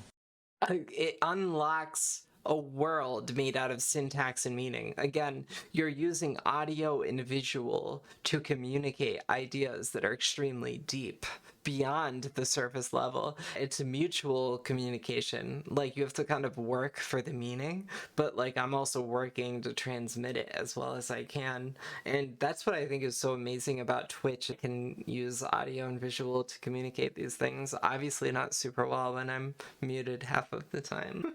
I think it's pretty pretty good. We might go back to Final Fantasy soon, just because it's like more fun. I wasn't sure how far off the rails Terrence was going to go in this talk. Right now, he's pretty far off the rails. And I come before you with all of this stuff unfinished. This is not a teaching or a system or an anything. It's an eyewitness account of a hyperdimensional automobile accident or something. We're not saying what the conclusions are. We don't know what the conclusions are. But this is big news. And when I first encountered this kind of stuff, I was a young art historian at the University of California, and I assumed that any motif, no matter how outré or bizarre, you would be able to look at the painting, folklore, and sculpture of somebody on this planet and find a trace. And it seemed as though this defeated that idea. It was almost counter the idea of the collective unconscious, because it argued that you, Joe anybody, Sally somebody, can break through on your own, an ordinary person, to a place that Verrocchio never saw, Michelangelo didn't anticipate it, Yeats didn't know, Blake hadn't a clue, Melville wasn't briefed, and yet there it is, And this is, to me as an intellectual, it was very confusing, because I think as intellectuals we always assume that progress will be built on the shoulders of the giants that have preceded us. The idea of something actually 100% brand new and unexpected is pretty daunting. And here it was, 30 seconds away, simply by the act of ingesting this natural neurotransmitter. Well, those of you who've been there know exactly what I'm talking about.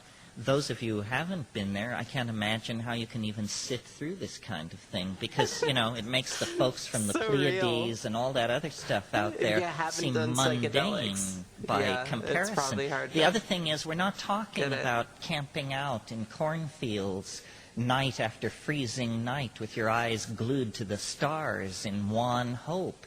This is a no-fail method for plunging deeper into these spiritual realms than the tantric yogas or the practitioners of X, Y, or Z dare scarcely suppose. It's repeatable. It's on demand. It does not depend upon your state of moral purity or, tantric accomplishment. It's something that is our birthright, as much as It's our a sexuality, our birthright. It's a language, our birthright. eyesight, our appreciation of music.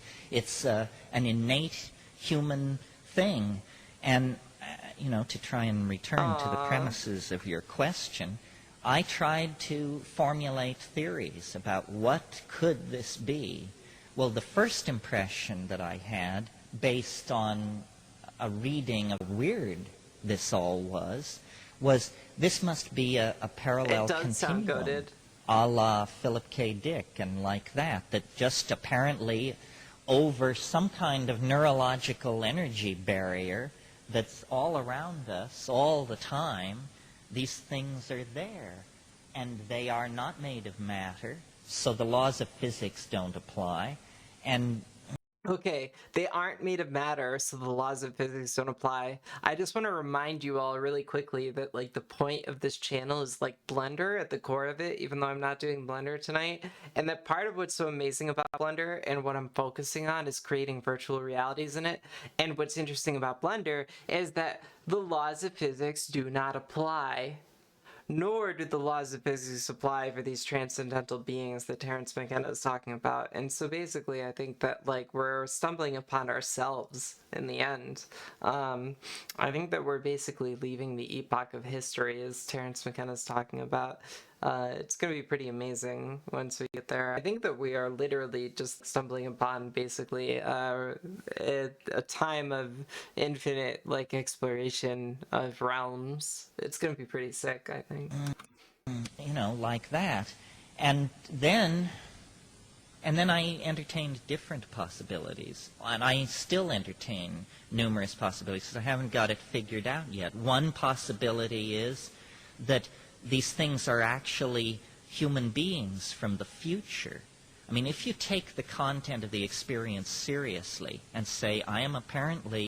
So, like, I'm terrified of global warming, and I'm terrified of social injustice, but in my opinion, I know that this probably seems crazy, but as someone who's kind of a singularity theorist, I really don't like calling myself that, but as someone who is sort of that, I believe that the fact that we are still alive right now, the fact that you're all hearing me on the internet, and the fact that we're connected the way that we are, I think it's indicative of the fact that we succeed in the future at undoing our damage that we have caused on the planet, because I think that we're basically witnessing our own evolution into whatever the next stage of being is.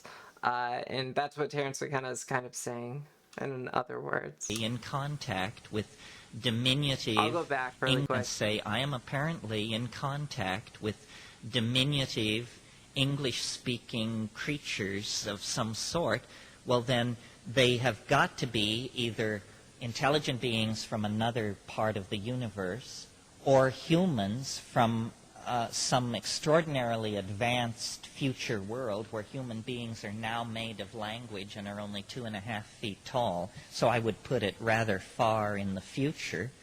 Or, and I just simply offer this in the spirit of intellectual completeness,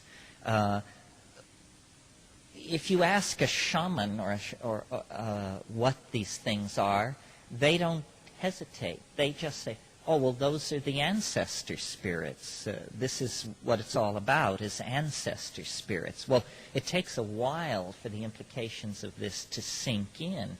They're talking about dead people. That's what an ancestor spirit is. They're suggesting that the dearly departed do not evanesce into sunlight or something cheerfully non-specific like that, but that this actually is simply one level of a cosmic system of some sort where birth and death are transitions from level to level. Well, this is just exactly the kind of thing that I'm intellectually set up to doubt and to feel a kind of scorn for. Because, you know, people have been running around since time immemorial claiming this sort of thing with an incredibly underwhelming body of evidence to back them up. And yet, if you try to approach the problem scientifically, I think you would agree that in terms of likelihood, although operating in this realm, what this means, I'm not sure, but that in terms of likelihood, it's more likely that these are human souls in another dimension than that we are being contacted by friendly extraterrestrials, or even that we share the Earth with an invisible race of syntactical, tribal elf legions of some sort. But I think this conclusion is the one that we would tend to resist most strenuously. I mean, I think it's the most intellectually challenging position to take vis-a-vis Western thinking, to claim that we have to reopen the question of life after death in a serious way, not the cheerful round of reincarnation that haunts some of the zanier offshoots of Eastern religion, but actually say, you know, you are going to die, and when you die, you know, you are going to undergo a metamorphosis of some sort that is not particularly going to be designed to preserve your humanness, what you call your humanness, or to set you on a cloud with lyre and gown for the rest of eternity, but that actually the greatest adventure, the greatest adventures still lie ahead, and these things, intimations of immortality, are vouchsafed by these plant hallucinogens. Why this should be, why it should be possible to bring a look over the great divide, I have no idea. I think about these things constantly. My life is mostly questions. My friend Rupert Sheldrake, who some of you may know his books. Rupert Sheldrake, I was talking about Rupert Sheldrake and morphogenetic field theory earlier.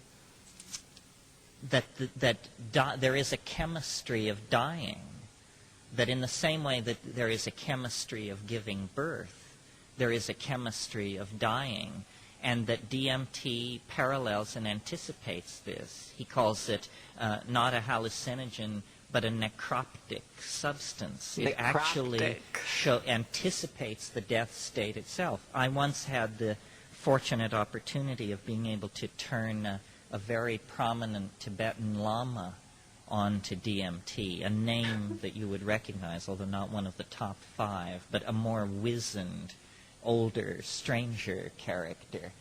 And he did it, and I said, so what about it? These people, these Tibetan Buddhists, they have a pretty good map of the territory. He said, it's the lesser lights. He said, you can't go further than that without breaking the thread of return. He said, beyond this, there's no returning. And so, in a very real sense, it's a look over the edge. But then, even that. I feel like it might be helpful for me here to share just a little context about Terrance Mckenna's life.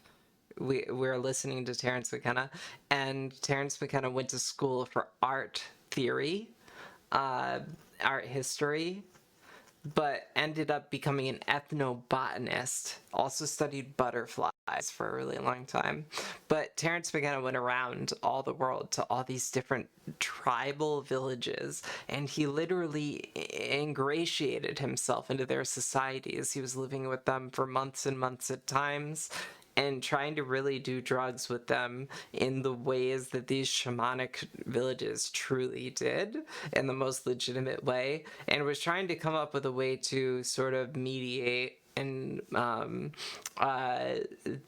tie together threads between Western thought and Eastern thought, and shamanic thought versus capitalistic thought in terms of metaphysics and our place in the universe and our sort of mission as human beings, if there's one.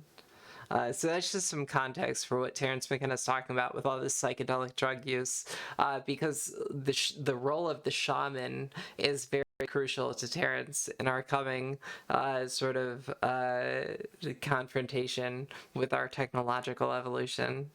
Doesn't solve all the mysteries. I mean, what is it about this wish to convey a language which is seen? What's that all about?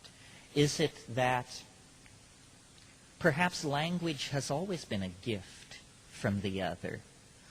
It's a little hard to picture how the kind of language always being a gift of the other. I just want to share really quickly that not only in the Bible does it say God is the Alpha and the Omega, but actually in the Bhagavad Gita, which is the holy book that I study from, the Bhagavad Gita, which is where Krishna talks to Arjuna in the Mahabharata. This is the holy book that I study from the most. Krishna actually says that Krishna is like the greatest of the great, the funniest of the funny, so on and so forth, through all these 64 different qualities. Krishna is like the king of the snakes and all these kinds of things. But one of the interesting things is that Krishna says that Krishna is the letter Aleph of the syllabary. So of all languages, Krishna is the letter A. And isn't that so interesting? And Terrance is talking about like beings formed from language. It's pretty wild how all this stuff ties together. Language I'm using right now ever got started. How the kind of language I'm using right now ever got started. I mean, notice that language is a behavior. It's a behavior. That's all it is. It's something. It's a complex activity having to do with small mouth noises and the neurological processing of same. We must have been essentially as we are before language. It's like breakdancing or something like that. You're fully set up to do it, and people have been for millennia. But until somebody actually does it, it only exists as a formal possibility in the organism. And I wonder how many of these things there are. I mean, breakdancing is an interesting example, albeit somewhat trivial. but it shows that after 5, 6, 7,000 years of civilization, you can come up with a behavior that nobody has ever seen before. I've spent a lot of time thinking about language and what a limited tool it is, and yet how our whole world is held together by nothing more than small mouth noises. It's incredible. The entirety of global civilization is held together by small mouth noises and symbolic notations of same, which have an even more rarefied level of abstraction. Our separateness, our notion of self and world, of self and species, all rest on the carrying capacity of these small mouth noises. One of the things that has interested me, some of you have heard me talk about this, is, I think good psychedelic trips inspire a lot of homework, which usually means reading in curious areas. And I discovered that octopi, cephalopods, which, in case you're not up on your evolutionary biology, these are mollusca. They're not even vertebrates. They're related Thanks to for lurking, escargot Jasper. and It's very appreciated. slugs. I mean, you can hardly imagine a form of I love you all life being here. more Thank you. alien to ourselves. I mean, we broke off from the other primates 3 million years ago, but the invertebrates and the vertebrates separated from each other about 700 million years ago. Well, an interesting thing going on with octopi, most people have heard that they can change color. This is why you believe that no matter how big your audience, speaking things into the universe is irreversible consequences, whether good or bad. And that's exactly what thank you, Nabil, for saying that, because that's like the whole point of me trying to do this stream right now and to do all this, is that like I just have like a unique voice, and so it feels like, if I say things, even if it's not perfect, even if it doesn't come out well, it's still just something novel that no one else could possibly say, and so I can help to create a reality that wouldn't exist if I didn't say anything otherwise. And it's the same for you and your channel, and it's the same for anyone who talks in chat right now. Even it's just like really changing the tides of the whole reality. And you know what I'm actually going to do really quickly is that I think I'm going to go on break, and this is going to be a novel idea even in of itself. I'm going to go on break, and when I get back from break, I'm going to play some Final Fantasy. We're just going to do some light-hearted Final Fantasy streaming for the rest of the night. I'll just leave Terrance Mckenna going up, and you can all listen to it yourself. I just want to get ready for some Final Fantasy 9 playing, and this talking is so good that I don't even really want to interrupt it, mostly myself anyway. We've already been listening together for an hour, as it is, and we've talked about a lot of really good things already. So I'm going to let this play after I go to my BRB screen. And I'll be back to play some Final Fantasy very shortly. I'm very excited for that portion of our evening here. So we'll start that. We'll go to BRB, and we will go ahead and just simply mute our microphone. We'll mute our microphone, but also we'll go to here and we'll play this. And most people, I think, assume this means that, like certain lizards and certain butterflies, they camouflage themselves against their background. That's not what's going on. Color and texture for octopi are the medium of language. You could almost say that an octopus is a naked mind, because as the octopus goes through certain internal changes, hunger, sexual need, whatever, color changes accompany these shifts of internal state and appear on the surface of the octopus. It is almost as though it wears its language like an overcoat. It is clothed in its own meaning. Well, obviously, in that kind of situation, you have always been suspended in an ambiance of language, unlike ourselves, where apparently language was invented one bright summer day, or series of bright summer days. And if you have a language such as we have, small mouth noises with culturally assigned meaning. In other words, if I say, "Where can I get a taxi?" if I don't say this to a person who speaks English, it means nothing to a Ukrainian or a Chinese. Octopi don't have this problem. There are not culturally localized languages. There's only a language of the body, the genes. It's unambiguous. You see, even those of us in this room, if you were to check, our internal dictionaries are different. We have only the assumption of one-to-one mapping of meaning. I mean, if I ask you, where is the restroom, this is fairly unambiguous, because it deals with ordinary situations. But as soon as conversation leaves the main and well-trodden path of discourse, ambiguity enters in to a tremendous degree. We overlook this as a courtesy to each other. I mean, you almost never hear one person say to another, "Now, would you explain to me what I just said?" The reason you don't hear this said very often is because the thin illusion of communication would break down completely if we actually demanded of our listeners that they repeat back to us. The only situation in which that happens on a regular basis is the pedagogical mode, where the teacher teaches and then by test and recitation determines that the pupil has understood. But in polite discourse among adults, we consider this an imposition, if not an insult. So somehow these creatures are elves of language, catalysts for the concrescence of cognition. And I don't know if these things can be understood. After all, we're embedded in the world created by our own meanings. C.D. Broad, I think it was C.D. Broad, wrote a book called The Meaning of Meaning. Or no, it was F.H. Bradley, actually. I think Broad's book was called The Mind and Its Place in Nature.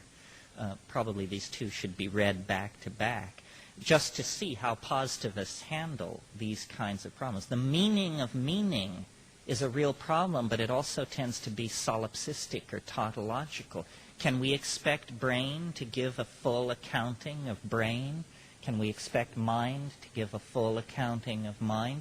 Anybody who's studied logic for 10 minutes can tell you that that's impossible because it is tautological. William Blake used to say, nothing is lost. Nothing is lost.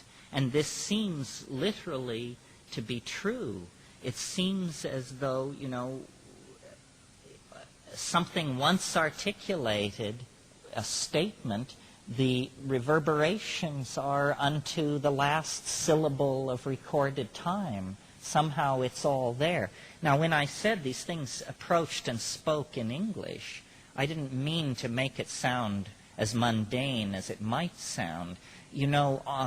Greek religion was characterized by what was called the logos in the Hellenistic period. And the logos was an informing voice. And all the great thinkers of Hellenistic times, Plato, Socrates, Xenophon, Thucydides, all of these people were in contact with the logos. It was the sine qua non of Hellenistic religion. And it was a speaking and informing voice that tells you the right way to live. Well, we don't know what to make of this. And at a certain point in the evolution of the Western mind, judging by the writings of people who were contemporaneous with those times, the logos fell silent. There was actually a date. Some of you may know the story of the fishermen pulling their nets off the Isle of Rhodes, and they heard a voice from the sky say that Great Pan is dead. And this was at the change of the eon, the beginning of the age of Aquarius. It was almost as though there was something in the ancient world that has gone latent, that we can no longer touch or imagine. Gordon Wasson, who discovered with his wife Valentina the mushrooms, told a very interesting story in one of his books about how in Mazatecan, the people who are speakers of Mazatecan, when they chant what the mushroom says... Yo, we're back. It's gender blending. I'm Paige. What's up? I hope you're good. I bet you're not as good as me.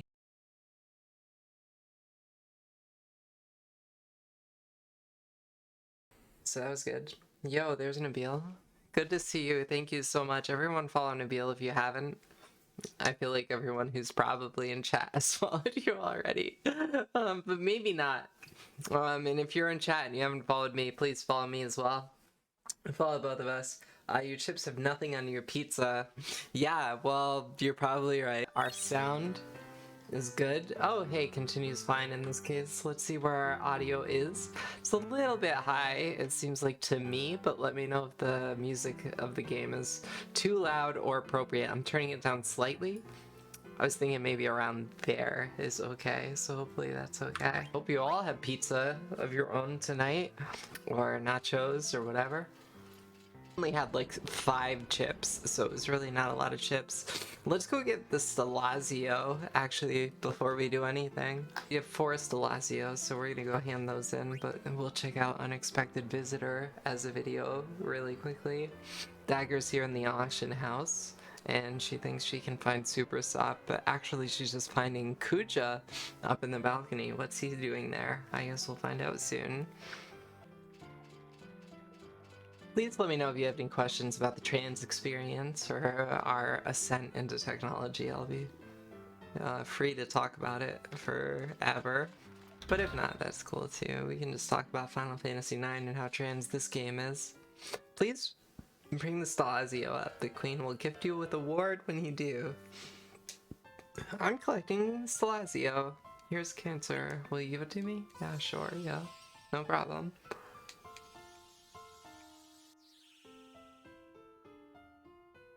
I had vegan pizza last night. It was just roasted vegetable pizza with no cheese, of course.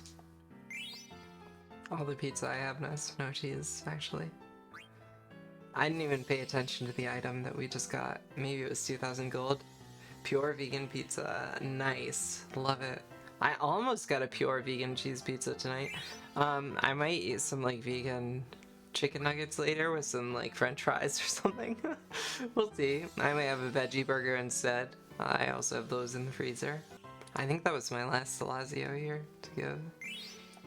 Blood sword, that's what we're looking for. We can also go to the synthesis shop if we want, but it's probably not super helpful for Steiner at this point. Let's actually go to the weapon shop first and see what items we can buy to begin with. I forgot that we had so much Treno content here to begin with. I thought we were gonna go straight to Clara, but I was wrong. This game has so much to it that I always forget. I love those cats on the roof that are kissing. That's kind of cute. Let's see what we have 0 of. We have 0 mithril spears, but we actually have 1 of them. We have 0 ice stabs, but we actually do have 1 of them. Vivi's just using it. We have 0 forks, but Quenna has 1, is just using it. Now we're gonna go do some synthesis. There's Grumpy with the cat emotes. And we're about to do some synthesis. Some the most satisfying stuff in Final Fantasy IX. Final Fantasy IX is just so satisfying overall. Just so good, right? Steiner's armor clinking sounds so good too. It's kind of hard to hear right now because I do have the game turned down to a reasonable volume. Okay, is there anything new here? And that's okay. So we're pretty much good on those items. The clanking always tickles you. Yeah, it is so cute, right? It's so funny.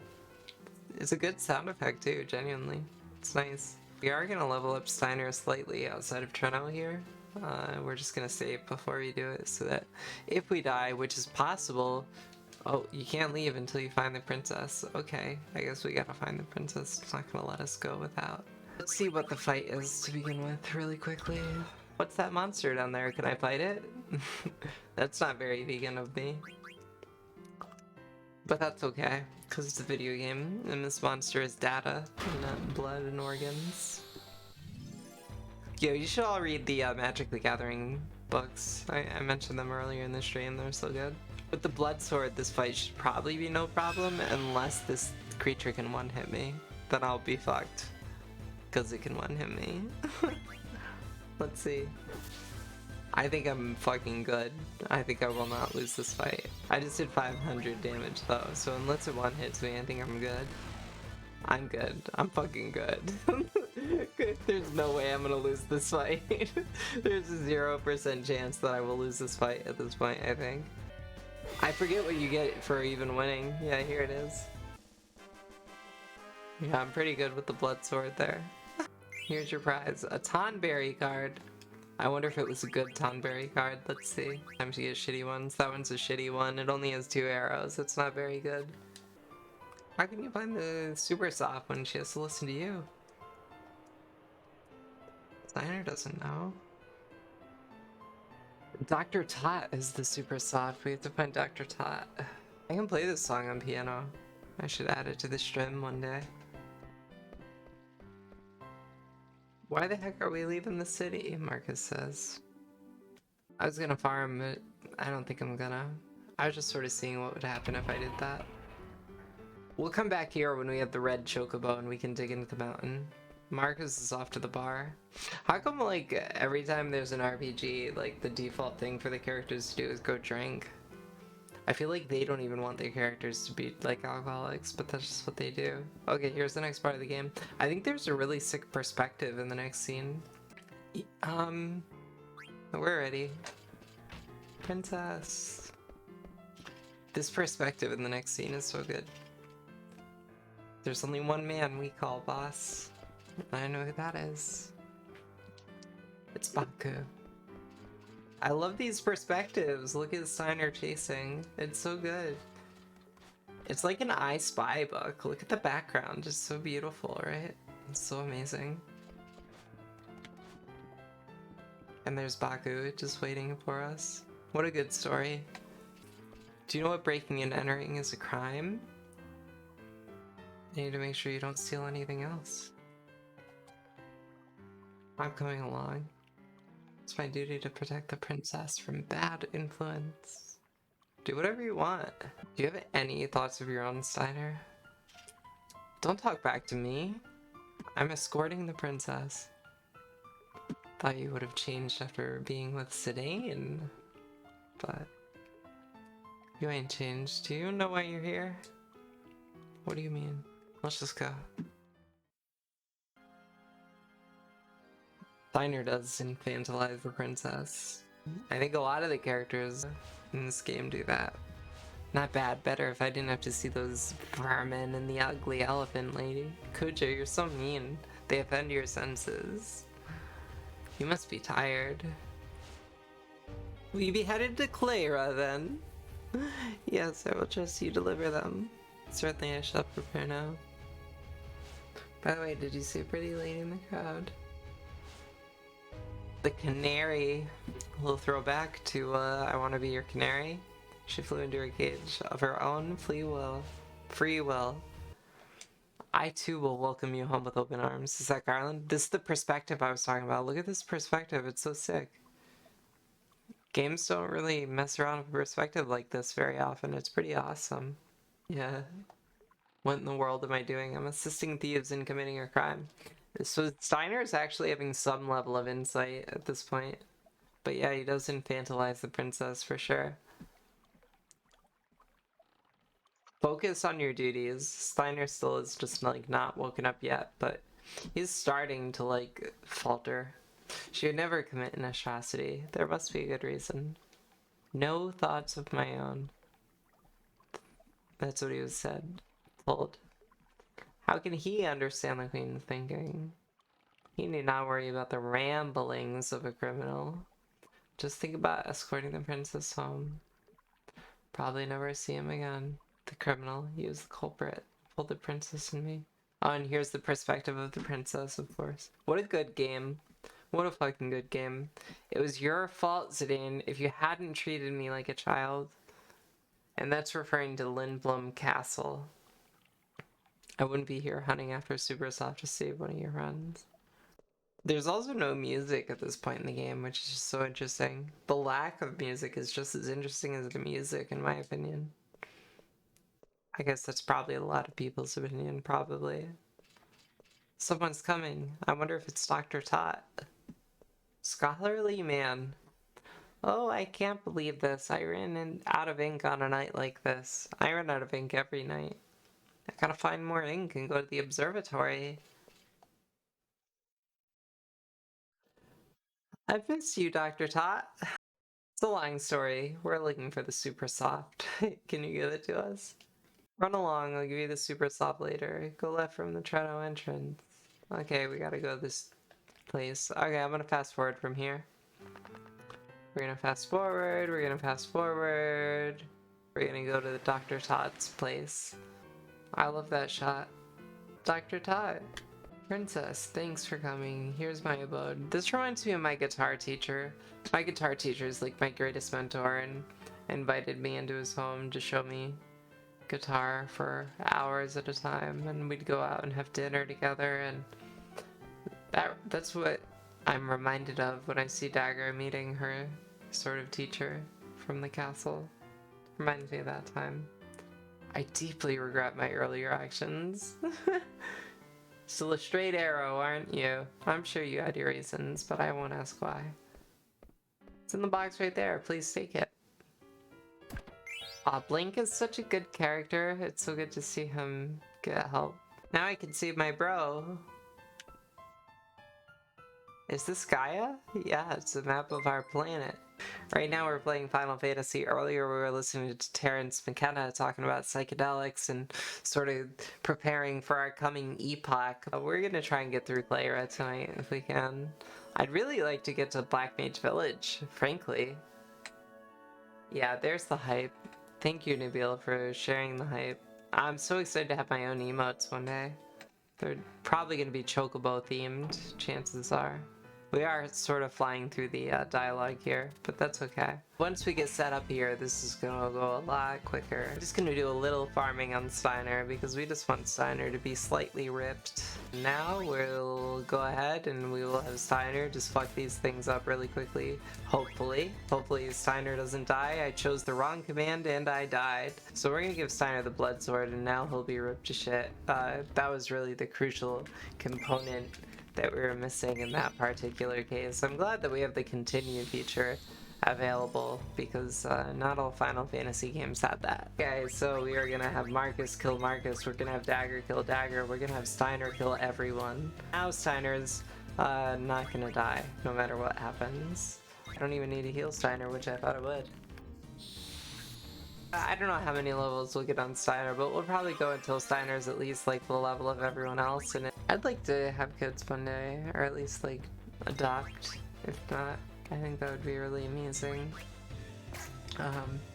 You know, I actually do think that trans women are going to be able to have kids within my lifetime. I'm pretty optimistic. It's kind of part of that whole technological evolution. So you can keep playing one dude and build up his power? Yeah, that's exactly what I'm doing, is I'm just sort of farming this person. Because if you only have one person in your party, then they get all the experience. And this person also has an ability on them that's called Level Up. And it gives them like 1.5 times experience. I forget the exact amount that they get. This character is already so strong, like just naturally, that even at a super low level, they're really, really strong. And that meme imagery is like a little bit about what Terrance Mckenna was talking about saying like, see what you mean. I see what you mean. You're like painting a visual metaphor for me that like adds depth beyond the words and even beyond the image. There's just like so much meaning in what you were saying. And that's what Terrance Mckenna is talking about. It's like what the epoch of technology is doing, is that we can communicate such like detailed pieces of information with no time at all because of how our interconnectedness just like kind of works, you know? Now we can progress the story because we've leveled up enough by far. I can almost guarantee we'll still win the fight. And it doesn't really have anything that good to steal, frankly. Maybe I'll just fight. I think I'll just fight it because fuck, like it doesn't matter. I think I'm just gonna fight it. I don't need to steal from this tutor. I'm definitely gonna heal up from every attack. Oh yeah, see, we already... that was the fastest fight NA. That was so fast. Now Zorn and Thorn are gonna capture them. Okay, now we're switching back to Burmecia. Can you stand? It's nothing. Take it easy. Yo, I think I might just end the stream by playing some Chocobo Hot and Cold and listening to more Terrance McKenna. We'll play a little bit of Chocobo Hot and Cold, but we'll be using the blue Chocobo, so it's gonna be a lot easier. Kind of wish we had the red Chocobo, because then we'd have some more options for places to go. Okay, so here's what I'm gonna do. I'm gonna pause. I'm gonna turn down my game audio entirely. We're gonna listen to Terrance McKenna, and we're gonna play Chocobo Hot and Cold. And we're gonna listen to Terrance McKenna while I play Chocobo Hot and Cold, and I'll hang out. So now I'm just gonna play Chocobo Hot and Cold, and we'll listen to Terrance. In my head, I heard the mushroom speaking in English, but adding the word "says" to the end of the sentence. So it was almost like, you know, this thing could speak in Mazatec, it could speak in English, but it always kept its cadence and its structure. The other thing about psilocybin and the DMT thing is that it seems to be a catalyst for glossolalia. This is why I think it must have had something to do with the evolution of language. I mean, when you take psilocybin, you can fall spontaneously into states of glossolalia. Sometimes on DMT, it's almost impossible to control. It just spontaneously comes out. Yeah. Oh, what is glossolalia? Glossolalia, well, here's an example of it, then I'll define it. Sie ding quap maktiki pitech fing hua de molde ruf nubke henget e fapstitulch embedigen hegegtetescht. It's language-like activity in the absence of meaning. And it's a very interesting thing neurologically, because notice that speech, ordinary speech, is this highly variable stream of data. We are set up to make these small mouth noises. As a public speaker, I'm very aware of the fact that one can speak without tiring almost longer than you can do any other major human motor activity. And but the glossolalia, such as I just did, it is clearly under the control of rules, but it is not, there is no meaning conventionally conceived of there, but there is syntax. And I think probably that language was invented millennia before meaning, and that you could almost call language toneless singing. And that people used to sit around the campfire and amuse each other by making funny noises. As a kid, I used to do this. And then it was only much, much later that anything approaching linguistic conventionality was imposed on this, and that that's a lower function. The other thing I want to say about this glossolalia thing is you may say, well, you're just making it up when I do that.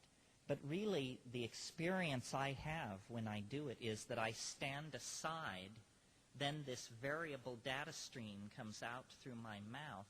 Well, now, it has to reflect something about me. It's a statement about my internal situation in that moment.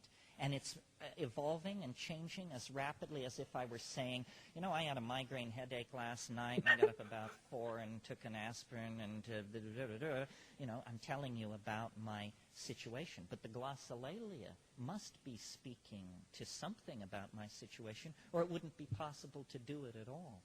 Not only is something not real unless it can be said, but the contrapositive of that is that once something can be said, it becomes almost too real. It displaces other possibilities. I mean, so we're living in a set of constructs, some architectural, some ideological, and they can be very oppressive. I mean, how do you get rid of the notion of linear time and space very easily? It's the slow work of consensus. One of the things that I feel I'm doing very consciously in these kinds of meetings is we're trying to launch and replicate memes. You all know this concept? A meme is the smallest unit of an idea, in the same way that a gene is the smallest. I'm going to pause this. So Terrance Mckenna just said a meme. And the way that we understand memes nowadays is very different than the way Terrance Mckenna was talking about it. Terrance Mckenna was talking about memes in the 1970s. When was this recording made? Let's see. Is it said? It doesn't say what year this is, but Terrance Mckenna was talking about memes in 1970, and now we use memes to talk about jokes. But when Terrance McKenna talks about memes, he's talking about the smallest unit of cultural transferal, which is kind of what a meme is. It's a pre-existing idea that we use to exchange a message to one another in the shortest and smallest possible piece of like sort of information. And cultural transfer is really important to this idea of like creating a fast paradigm shift among all of society. Smallest unit of organism. The same way that a meme is the smallest unit of an idea, in the same way that a gene is the smallest unit of organism. And so these things, DMT-elves, transcendental object at the end of history, so forth, these are memes. And in the same way that genes are copied and spread around, and that fidelity of copying is the key to genetic success, fidelity of meme replication is the key to communication. I mean, if I give a speech on something and then you hear it and then you go out and somebody says, so what did he say? And you give a completely cockeyed account of what has been said, well, then the meme has been betrayed. But if you can actually transfer the meme to somebody else's mind, and then they can copy it and pass it on, then the meme, it's almost as though the ideological environment were like a rainforest or a coral reef. Evolution is taking place. Stupid memes, dumb memes have short lifetimes, and they disappear, you know. And memes of great power are able to thrive in many intellectual and ideological niches and to make many marriages of convenience with other memes, and so they are stabilized and passed along. Somehow we have to become hip to the power of language. And instead of just willy-nilly creating linguistic structures sort of ad hoc, we need to begin to consciously engineer our linguistic intent. And then, you know, so far in the 20th Consciously century, engineer our linguistic intent. History, because only jerks have gotten a hold of it. Nazis and people with narrow social programs. They say, you know, we're not going to call each other Mr. and Mrs. or hey you. We're going to everybody's going to call each other comrade. And then this will create the notion of comradeship, which to a certain degree it does. But, you know, manipulating these things for political ends, I mean, the Jews, it was okay to put Jews in ovens because the official language for talking about Jews was that they were Untermensch, subhuman, not like us, whoever we are. So once the definition had been changed, people said, well, it's okay to mistreat Jews. You know, they're not even really people. And this kind of thinking goes on all the time. It's called stereotyping, and it always is an easier substitute. It's a cheap substitute for clear thinking.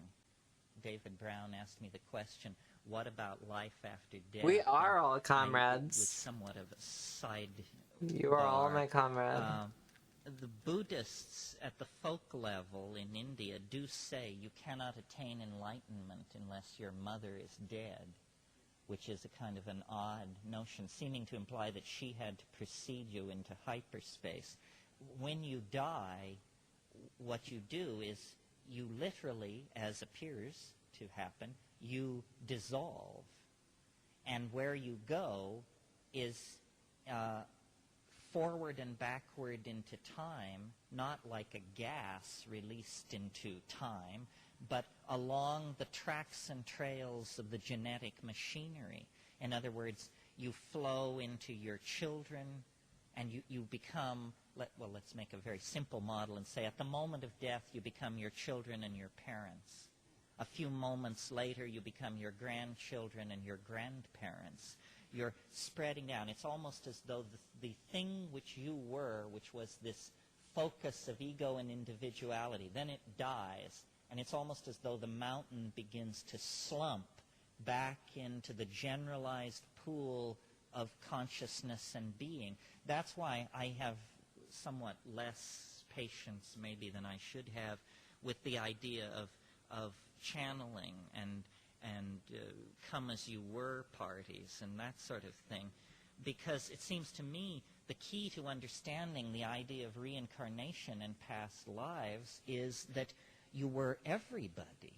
You weren't just that shepherd girl or that Roman emperor or that Greek fellow. You're everybody, and you can find your way into the great genetic telephone system and ring anybody's bell in history. Well, then it would be absurd to claim you were that person. That would be as absurd as claiming that anybody you could call on the telephone is who you are.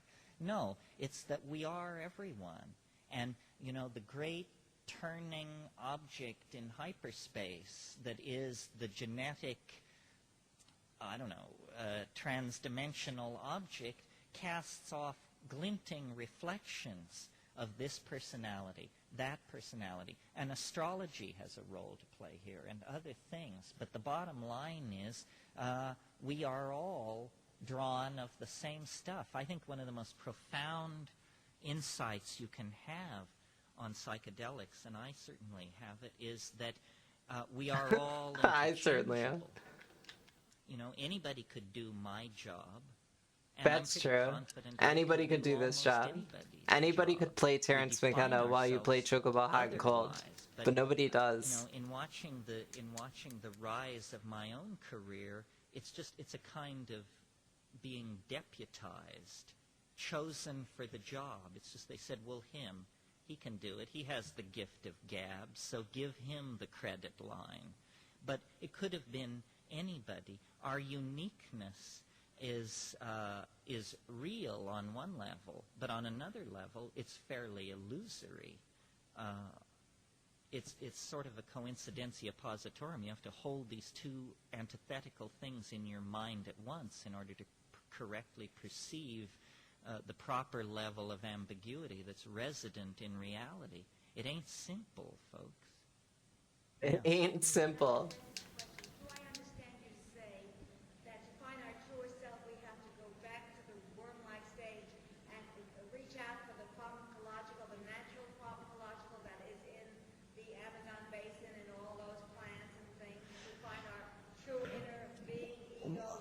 I don't think we have to go back as far as the worm-like stage. I think what we have to do is we have to get out of history.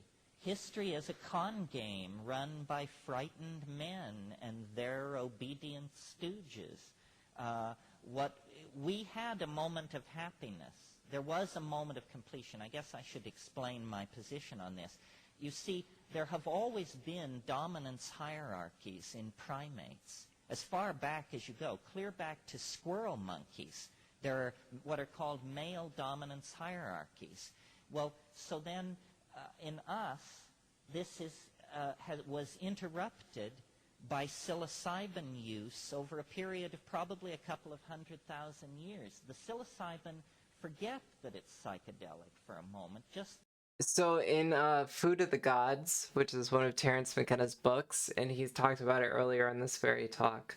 In Food of the Gods, Terrance McKenna talks about how during desertification of the rainforests, and this was not the desertification of the rainforests caused by humans that we're currently experiencing. This was like at literally the end of the Ice Age. When we stopped being fruitarians and tree-dwelling creatures, we sort of started like eating psychedelic mushrooms, and it caused language and all these kinds of things. That's what Terrance McKenna is kind of referring to here as far as like the beginnings of language. Think of it as psilocybin use over a period of probably a couple of 100,000 That's the years. psilocybin use he's talking about. Forget that it's psychedelic for a moment. Just think of it as an inoculation against ego. And so for 200,000 years or so, it was a dietary item which suppressed this normal monkey behavior. And so then females were shared, the sexual style was orgiastic, there were no awareness of lines of male paternity, and the children belonged to the group. This was not, quote-unquote, natural. Yeah, so one of the things that Terrance Mckenna talks about that I think is beautiful about tribal culture is he talks about how tribal culture has sort of like orgiastic sex rituals that has to do with, like, you know, moon phases and all that kind of stuff. And when you have you know, like ritualistic orgies, you can no longer trace male lineage. Because it could be anybody's child, and so instead of it being their child, every single child is our child, the village's child, and that's what Terrance McKenna is pointing at here. The natural way is for the men to dominate, to control the females, to the old tooth and claw. But for a couple of 100,000 years, it was artificially interrupted by the presence of mushroom in the Paleolithic human diet. Well, then when, because of climatological factors and other factors that we can discuss in another meeting, the mushroom became unavailable, the old monkey behaviors reemerged only about 12,000 years ago. But in the previous 200,000 years, language had been discovered, fire, tool making, song, a whole bunch of forward leaps had been made.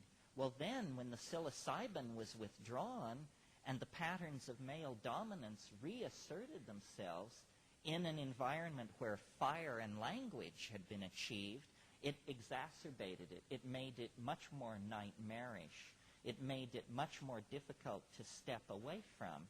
And all of history is the unhappy story of essentially our withdrawal and our agony over being unable to reach this connection back into the Gaian mind, which when we had it, we lived in Eden. We were balanced. Have the wisdom to understand this and then the fortitude to apply what we know. A wing edge, those are rare.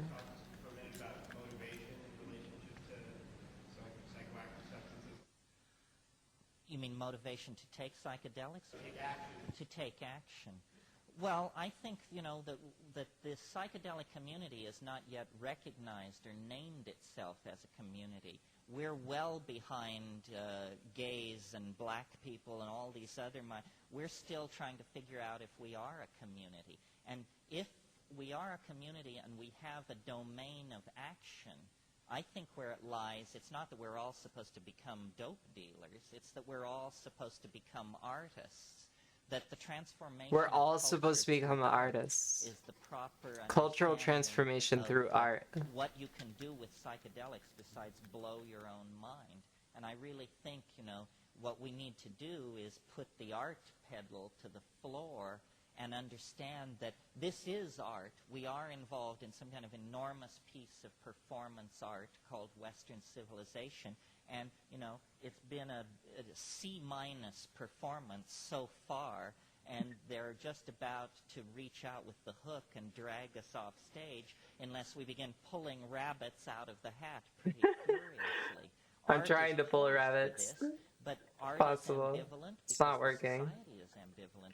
That's why meetings like this, where you actually hear it said, the sooner the better. The clock is ticking. This is not a test. There will not be a retry. You know, this is the window of opportunity between the unknown and eternity. If not taken, then the entire enterprise could be lost. The whole thing, from the cave paintings at Lascaux to Whitney Houston, it could all go down the drain if we don't, you know, act to preserve it through an act of human cognition plus courage.